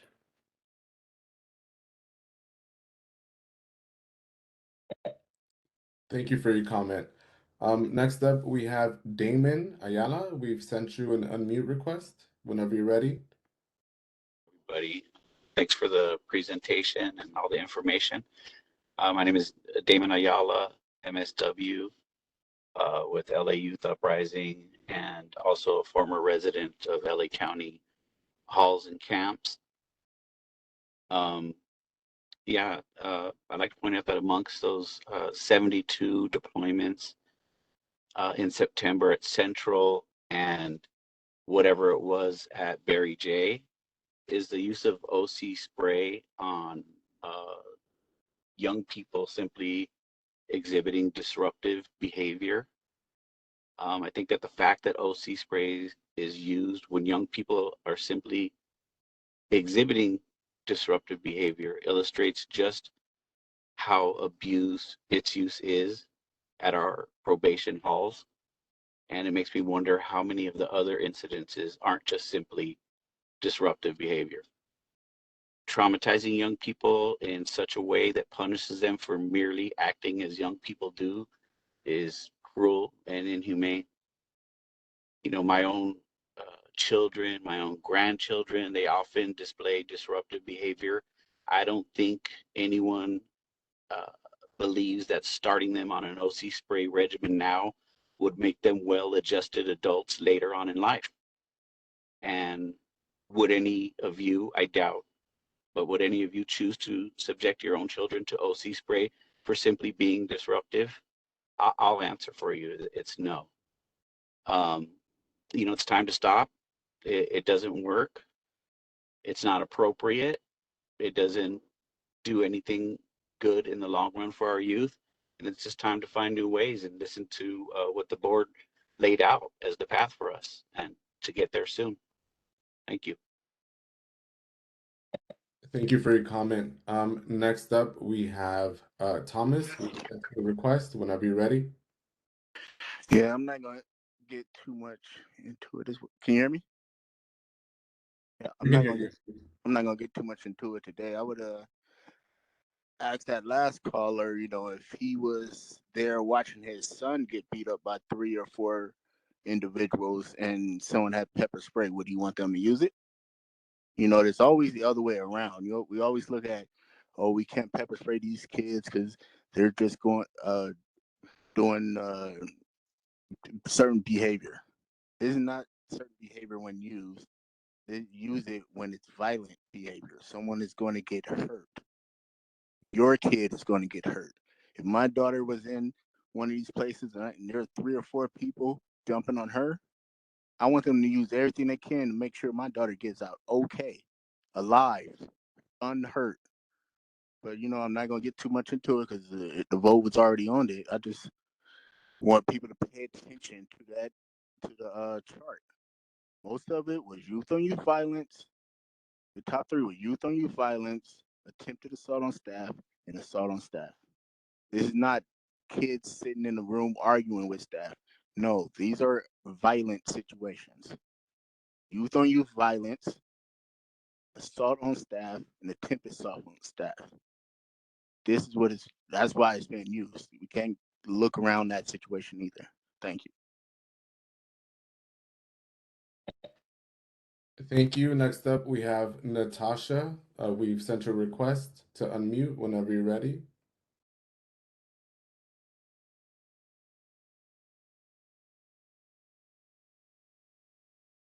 Hello.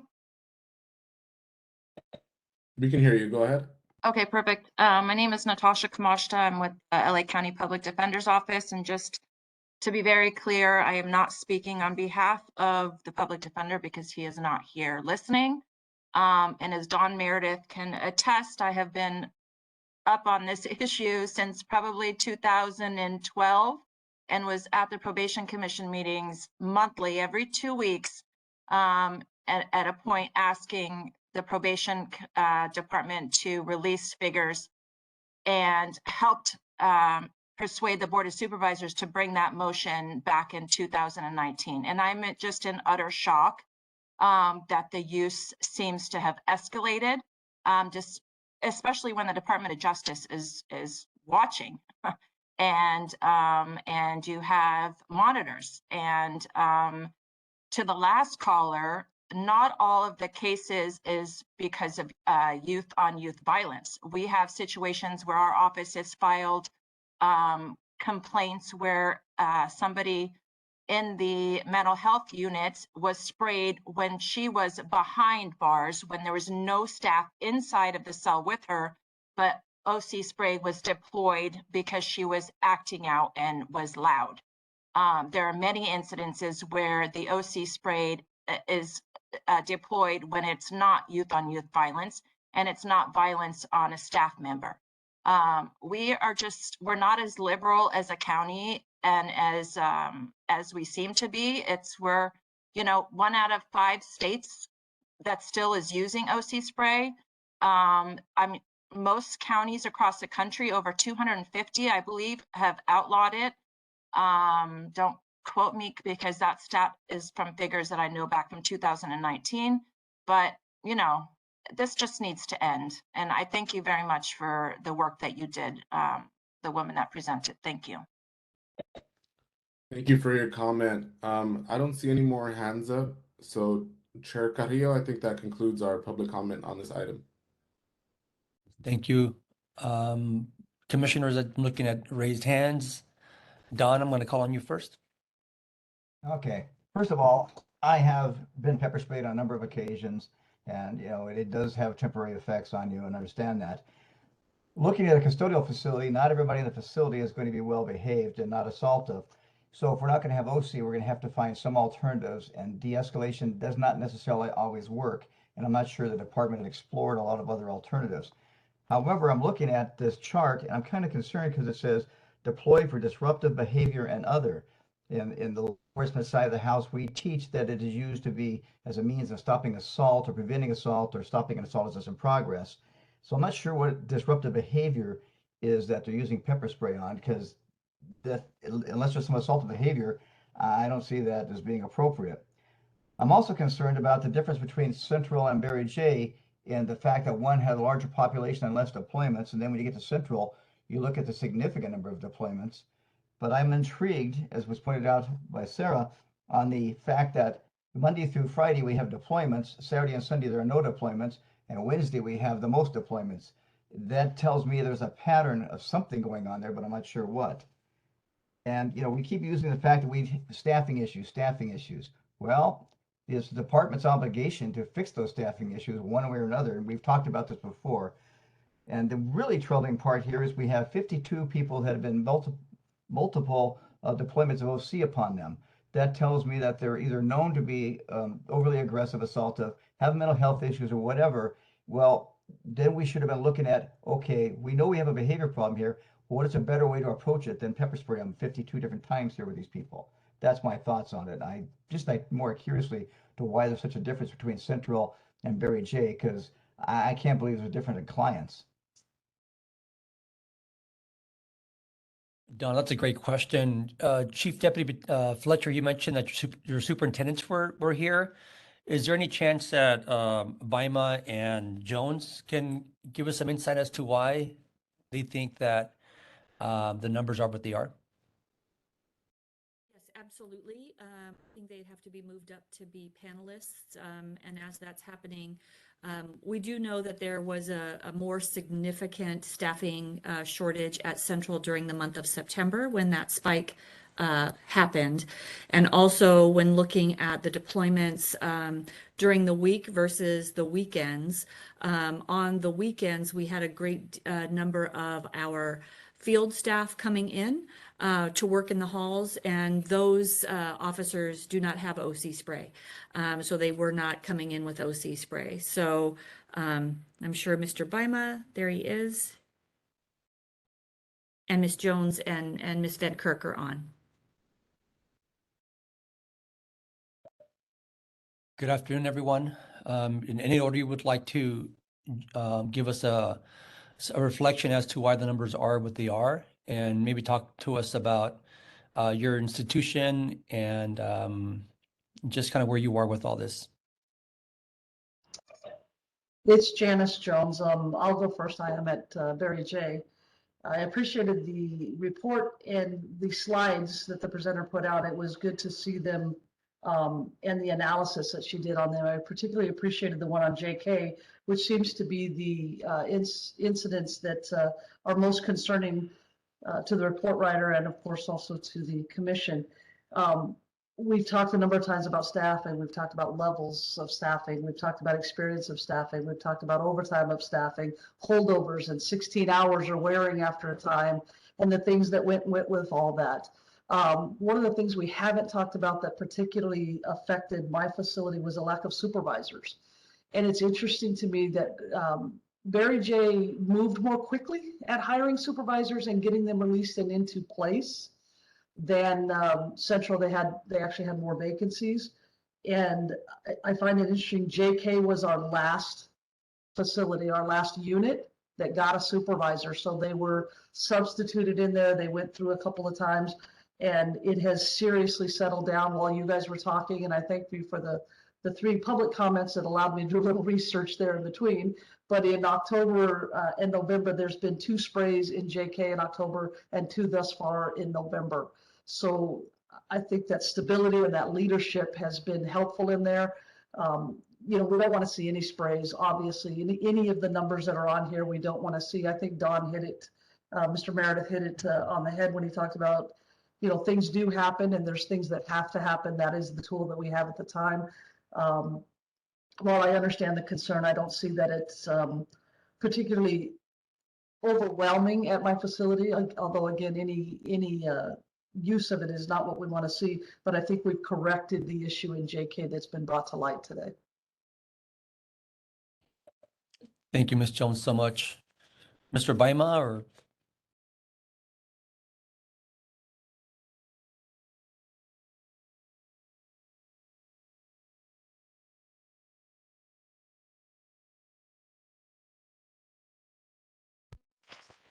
Good afternoon. Can you hear me okay?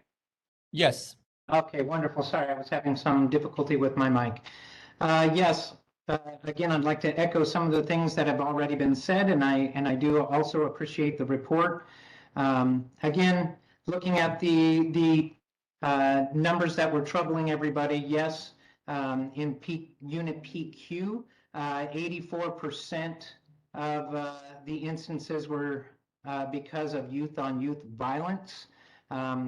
The others were much lower percentage of the instances, and there in lies the why behind it.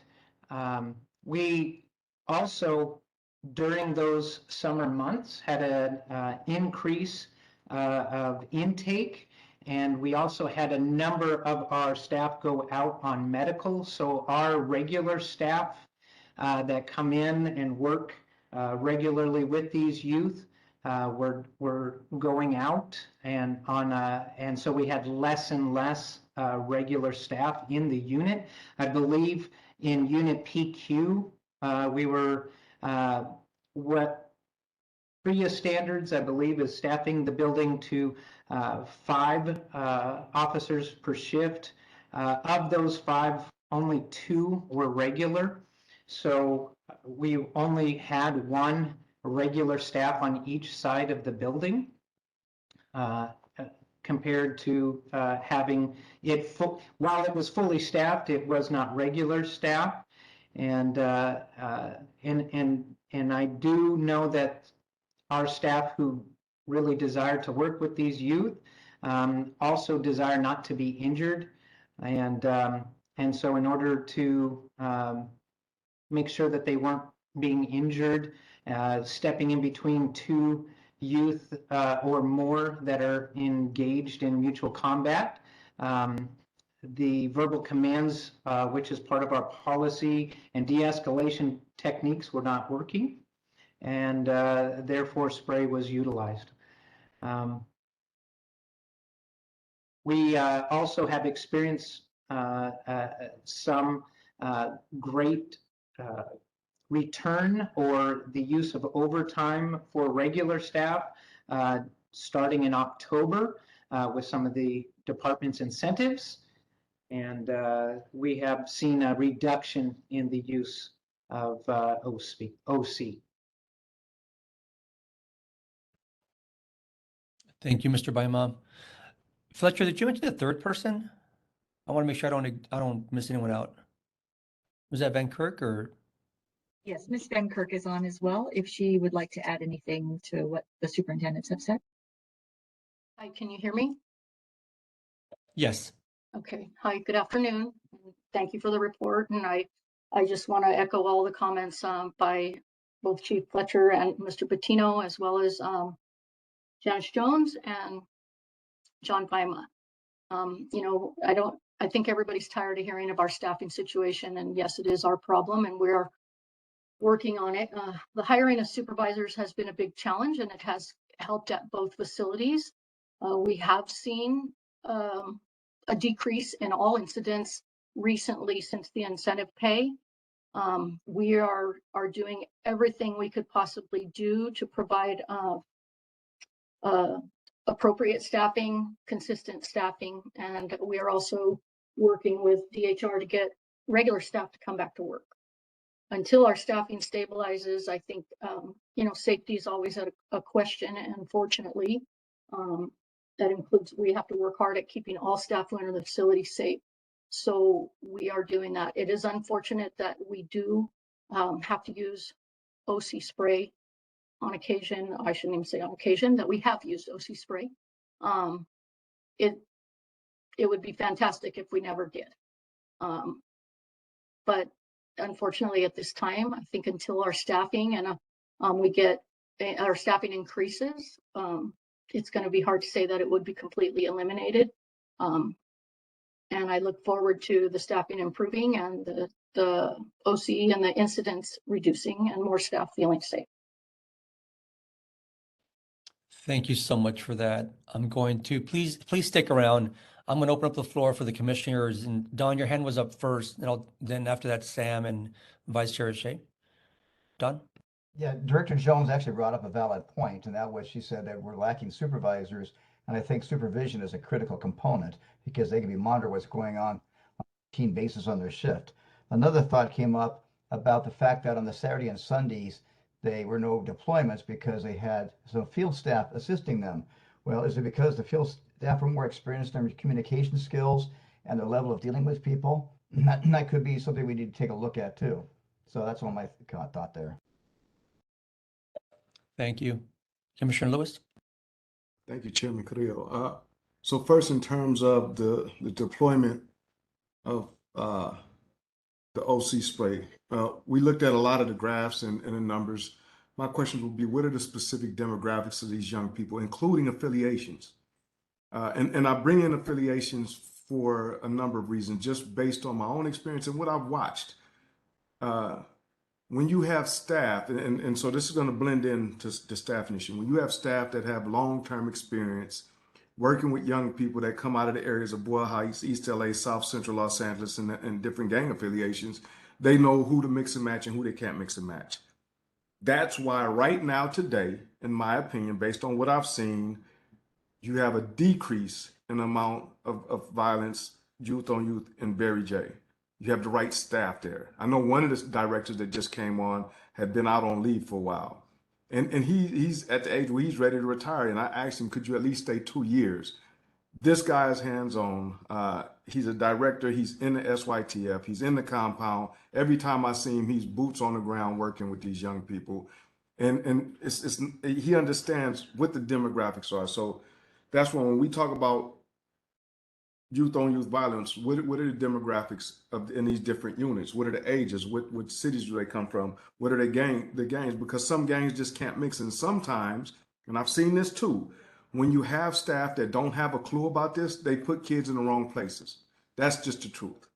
When you have staff that have been working with these youth for a long time, and they have some, and I'm seeing them come back into the compound, and I'm super happy to see them because they know how to work with these young people. They have many years of experience. And those are the staff that need to be in these facilities working with these young people because of their experience. And then ultimately, I would ask the same question that everyone has else asked is, why is there none on the weekend? I think I know the answer to that. Most kids are hopeful and are waiting for a visit. And I say that every Saturday when I go in and we do check-ins, what we highs and lows for the week. 95% of the kids say I'm either going on a visit or I'm hoping to see my mom, my dad, or someone from their family when we check in. And so at that time, you're literally focused on that your entire day. And Frankie, I think you, Chairman Carrillo, I think you can relate to this. When we were inside, when you knew you had a visit, that your whole day was just focused just on that visit. Nothing else mattered but that visit. And so that, in my opinion, is probably one of the major reasons, is because at that time, kids are waiting and hoping to be able to see and get a visit from their families. But I want to again shout out, I'm going to name him, he could be mad at me, I'm going to name him, Director Williams, incredible human being that's doing great work in the compound. I've seen the violence and go down in all of the units. Are there still a fight here and there? Yes, but I haven't seen the level that it was at a few months ago since he's been around. I just want to appreciate him and the selection process, or however you landed there with Director Jones and Chief Fletcher. Thank you, Commissioner Lewis. Vice Chair Jackson, you're up. Thank you. I first want to join the chorus of people in thanking Sarah and any other POC staff members who contributed to the report. It is exceptional and very useful.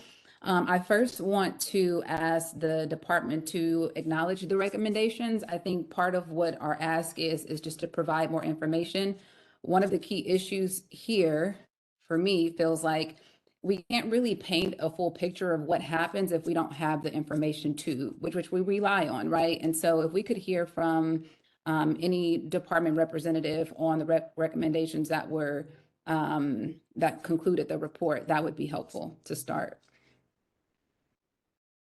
So thank you, Commissioner Jackson. We are reviewing those recommendations. Many of the things that are being asked for are manual pulls of information. But our Bureau Chief, Ms. Van Kirk, is looking at all of those to see how quickly we can provide them. We agree with you that the more information we have, the better for all of us and the better for our kids. So we will do everything possible to make sure that we can pull as much of that information as possible and provide it on a regular basis. Okay, so you would say that by the time you submit another report, we could look forward to more information at that point, if not all, at least some of what we're requesting. Yeah, so the OC report that we provide weekly might be a challenge for the one that's coming out this Monday, but we're certainly going to make every effort to add what we can. Okay, thank you, Ms. Fletcher. Does anyone else from the department want to speak to that, or should I move on to my second comment? Okay, moving along. I mean, I don't really need to harp on how egregious the issue of OC spray deployment or our findings in the report are. I think that we're all sort of tired of sort of defaulting to the staff shortage issue. I just think that at some point we have to really just look at the resources we have and determine how to mitigate issues with what we have, right? Because I mean, I don't know when the staffing shortage issue is going to resolve itself. It sounds like progress, but then we look and then we're 10 steps back, and then the issues are ongoing and the need is immediate, right? Culture, communication, and competence, those are at the core of the issue, right? But when I'm doing my inspections, for example, and I'm talking to girls in CD, and they're saying that, you know, brand new staff or staff who've been in the units for less than a year are threatening to deploy OC spray with no provocation, with no present threat, with no reason for doing that. It's very concerning to me that this is something that is ongoing, right? The note report, I mean, the report noted that there was low staff awareness of tension, which is probably resulting from inconsistent staffing issues.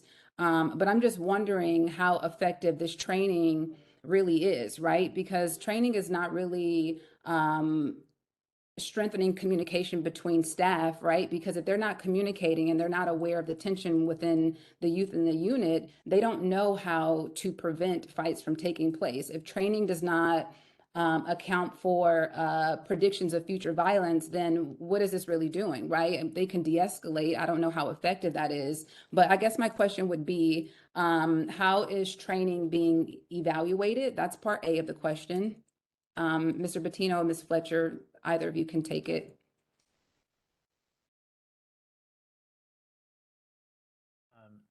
This is Adam. So again, these are things that we need to absolutely look into. When you ask about how the training is evaluated, obviously we do evaluations at the end of each of our training sessions, but we have not had an opportunity to do a broader scope review to identify specific outcomes that we're looking at over a longer period of time. So that is something that we certainly will take into consideration. I think it's wise to take a step back at this point and really take a look at the content that's being delivered to ensure that it is meaningful moving forward. Thank you for that, Mr. Bettino. I mean, when I'm asking about how the training is evaluated, I'm not talking about, you know, what happens at the end of the training. The most important thing is what's happening in the unit, right?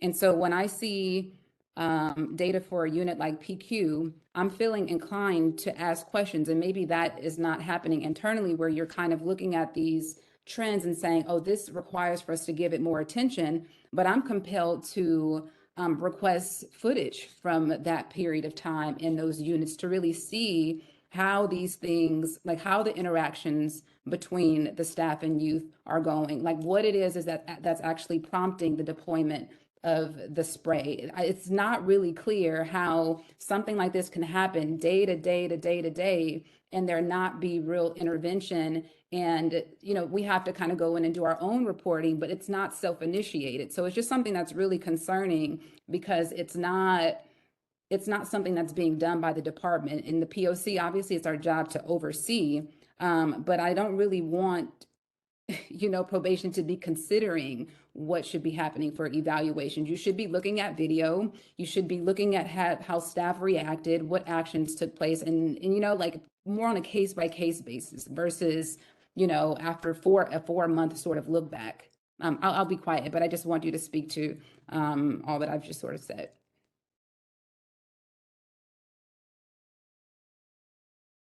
I'm sorry, Commissioner Jackson. We're here at the Hall of Administration and both of our volumes cut out. So I do want to clarify for the first part that we caught, we do review those incidents.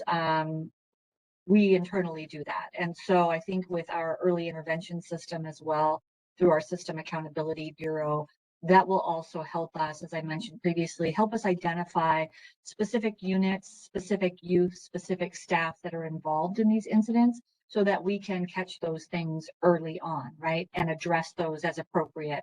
But if you are hearing, or any other commissioner is hearing, that staff are doing something inappropriate, we want to know that, because the situation that you described would be a gross violation of policy. So if that is what's happening, we certainly do address those issues. I think sometimes there's always more to the story or a different side of the story. But when there is an incident that is being documented with OC spray, we are certainly reviewing those incidents. Both the chief, Adam, and I actually get those incident reports as they are created. So we do have our eye on those things and address matters through internal affairs as appropriate. And we did not catch the last part of your inquiry. Well, I first want to respond to the early intervention piece. When we look at the sort of trends, the trend in PQ, was there any early intervention action taken there? Because there's so many incidents. I'm just really wondering how strategy is activated and what prevention could look like in a case like this. So well before the numbers got to this level, there would have been some intervention, for lack of a better word, from the supervisor and or manager. So whoever the supervisor of that unit will have access to this and start to see those trends much sooner than something actually would get reported out. And what it does is it facilitates opportunity for debriefing of the incident, specific incident, but also some ongoing conversation, policy review, training. And if it does rise to the level of policy violation, then discipline. But well before that, we would want to be providing coaching and training. We are close. Our folks are working really hard to finalize all of that information. We want to make sure that the data is clean as it pulls over from our case management system. But we're hoping in the next couple of months to have something that we can launch. I believe some of the POC folks, at least some of the staff, have seen some of the early intervention system, but we want to make sure it's clean and clear, and we should be able to launch that in the coming months. We also have a regular reporting system that we have shared with at least the data. I think there's a data subcommittee, and I don't want to name it incorrectly, but there's a couple of data points that we're gathering on a regular basis so that we could do exactly what you described, Commissioner Jackson, that there could be much sooner before it gets to a staff who uses spray more times than they need to, some intervention from the supervisor and manager. And then if discipline is warranted, like the description of the events that you gave, then we would intercede and make sure that happens. Okay, and just for the record, I noted in my latest inspection report of Central during my interviews it was multiple young ladies in Unit D, I believe, and I also noted the staff member's name. It was not something that they sort of gathered at a table and agreed upon. It was just shared. It was something that I picked up on as a common sort of issue. This person was mentioned, and I'm happy to have someone from the staff sort of identify who that is confidentially. I think it's important. But I definitely think it's something that needs to be addressed because they weren't doing it to retaliate or anything. They were just stating what was. And if you're not aware that you have new staff kind of threatening to spray when there's no reason to do it, when it's just unjustified, you should just be aware of it and do something about it. My other question is if we know that there are still staffing shortages and there are also going to be, you don't have enough supervisors, how are you going to go about addressing this issue in real time if you don't have the people who are most equipped, I would assume, to take care of this or to mitigate it or to mediate? What do you do? The supervisors that we do have on site in those units are addressing, they're covering. Our directors are also helping to cover, who are assigned to each facility.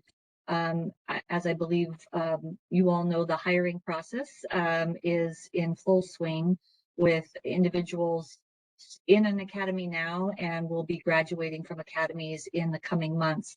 In the meantime, we are working with the CEO's office to make sure that we have the appropriate level of staffing to be safe and secure to provide all of the programming and recreation and services that every youth is entitled to while they're in our care and custody. And so we are working through that. In fact, we are going into a meeting now to further discuss that. So we're hopeful that what we have in place right now as a stopgap measure will continue until we can be more fully staffed. So you would say if we decided to sort of evaluate this over another course of maybe you know, 3 or 4 months, the numbers would be much lower based on, you know, any plan you have in place right now. I think just even looking at the month of October, after the incentives started, I think our superintendents indicated that they are seeing a decrease in the number of deployments. And so, yes, with more staffing, we're able to be more effective in the way we work with the young people. Okay, I have 2 more questions, and I really appreciate you answering all that I've asked so far. Communication, really important. Seeing that there are staffing shortages, there's a lot of sort of people, staff circulating in and out of the units. The youth are not familiar with them. It doesn't sound like staff are really communicating. Can you talk a little bit about the protocol of having new staff on a shift and how they're educated, or on any intel or things that are happening in the unit at the time that they come on so they're aware?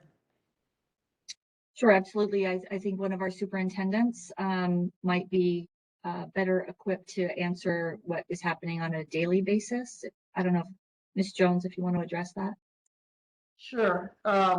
Again, great question. You know, somebody's sitting back on the outside, Ms. Jackson, looking in. That's a very astute question. What do we do for them? Just coming in the first time, we have a set training before they ever get to our facility if they're going to be assigned here.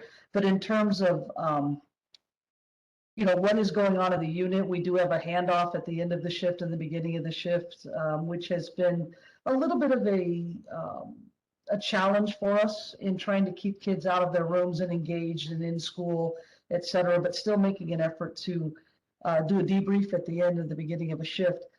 Sam mentioned some things earlier, Mr. Lewis did, which was, I appreciated him calling out Mr. Williams or Director Williams.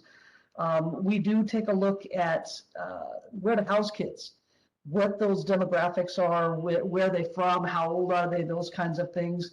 And I'm encouraged that Mr. Lewis saw the recognition, and that is why some of our violence and our deployments have decreased. We're taking a look at you know, where kids are from, what they're doing, how old they are, the things that make a difference in how they respond to staff.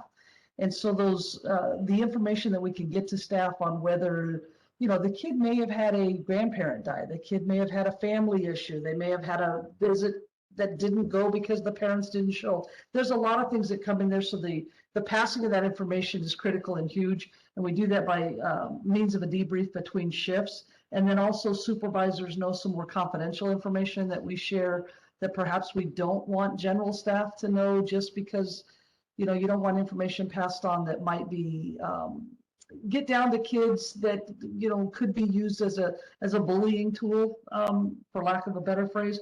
But we do make every effort to make sure that that information is passed on at shift change and as they come in, and they're recognizing what's going on in the unit and what's going on with specific kids. Hope that answers your question, Ms. Jackson. It does. The only concern that I have is it feels like that debriefing is optional when it feels like it's critical. You know what I mean? And not just for youth safety, but for staff safety, right? It's so that they understand just sort of the climate, so that they're able to equip themselves and to be able to do the job. And if this is in part an issue about, you know, staff safety and their fear and all the other cultural issues that are surrounding that, this is just another risk factor, if you ask me. So I'm hoping that, I mean, for me to hope it just does nothing for, you know, the youth and the staff. But my hope would be that after this meeting, there would be some, you know, mandatory debriefing at the end of every shift that prepares the person who's coming on for whatever's happening in the unit.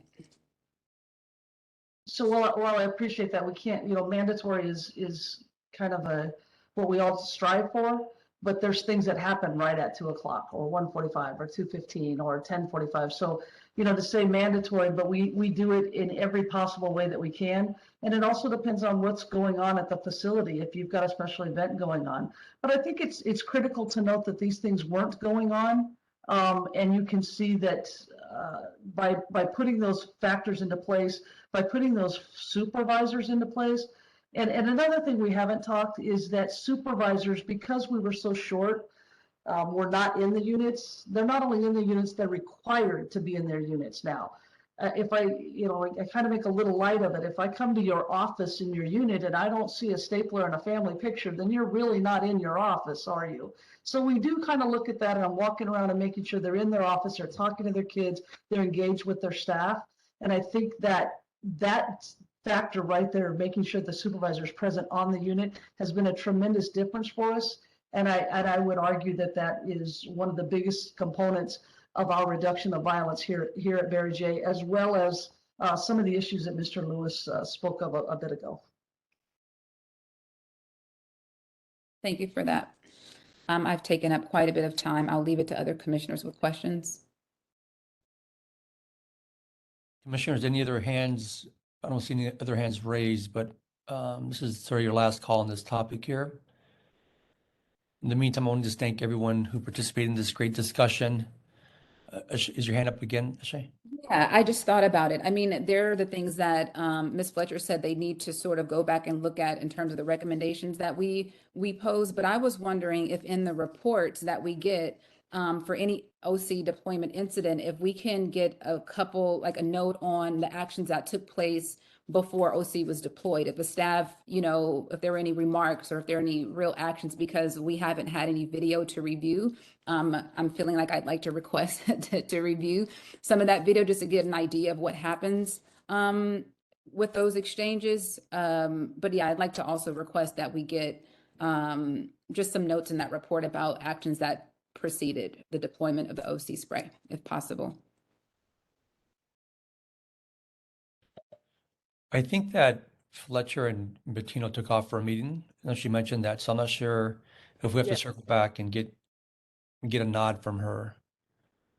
Is that right, Ms. Jones? This is Valerie Van Kirk, Valerie. Bureau Chief. Yeah, Chief Fletcher and Mr. Bettino had to get on, and Chief Bettino had to get off.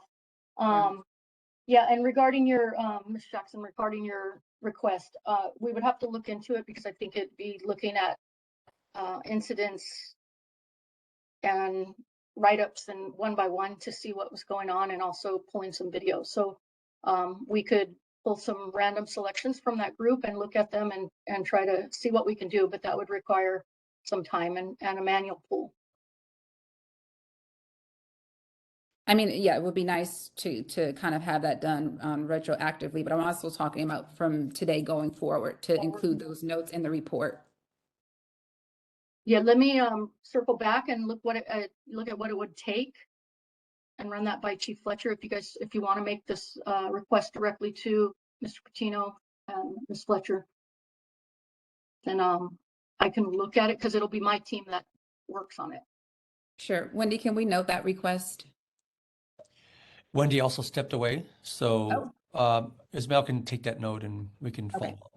Okay. Okay, thanks everyone. We are moving on to item number 6. Are there any matters not posted on the agenda to discuss or to place on a future meeting agenda for action? And this call out is for commissioners and POC staff. Vice Chair Jackson, you want to add something? I'm sorry, I missed. Your hand is up. Because I have failed to put it down. Sorry. Okay, not seeing anybody, any other hands? We are moving on now to item number 7. Is the an invitation for members of the public to address the commission on items not on the agenda. Ismael, please facilitate public comments for us. We currently don't have anybody in the queue. Oh, we just got one. Okay. Thomas, we've sent a request. Whenever you get it, if you can unmute yourself and start whenever you're ready. I just wanted to make. I know it wasn't. We didn't talk about it today, but it was from a meeting from Monday, and it's just a quick point. I just wanted to add when we was talking about writing and stuff and graffiti everywhere at Alpha Ball, we actually take a black pen and we cross out any gang writing that's on the beds. If there's on the walls, we have graffiti wipes, and we actually go and have the kids wipe the graffiti off. So if there is any new graffiti up there, it's not if somebody did it then that day, because we actually do wipe it off. We block it off on beds. Why? Because if someone else comes in and uses that bed, or they walk past that bed and see that gang graffiti on there, it's going to start an issue. I know somebody asked about like if the graffiti was old before, or if things were already there, or the kids still getting in trouble for that. No, because we actually block it out, and we also wipe down. I mean, anything there before, we've been there longer than the kids have, so we'll know. But as far as anything that's able to be wiped off, we wipe it off. Anything that's able to be blacked out, we black it out. So anything new there, we know who did it. So yeah, they are held accountable for it. Thank you. That was from the meeting on Monday. I just wanted to add that in. But thank you. Thank you, Thomas. And seeing no other hands up, Chair Carrillo, I think that concludes our general public comment for today. Okay, thank you, Ismael. Item number 8 is to adjourn this special meeting on November 16, 2022. Thank you all for your comments. As a quick reminder, be sure to follow us on social media at LA County POC. Also subscribe to our new YouTube channel by searching Probation Oversight Commission and clicking subscribe. To receive reminders about our upcoming meetings, visit our website at poc.lacounty.gov to subscribe to our email listing. It is now 2:16 and I adjourn this meeting. Thanks, everyone. Have a great day.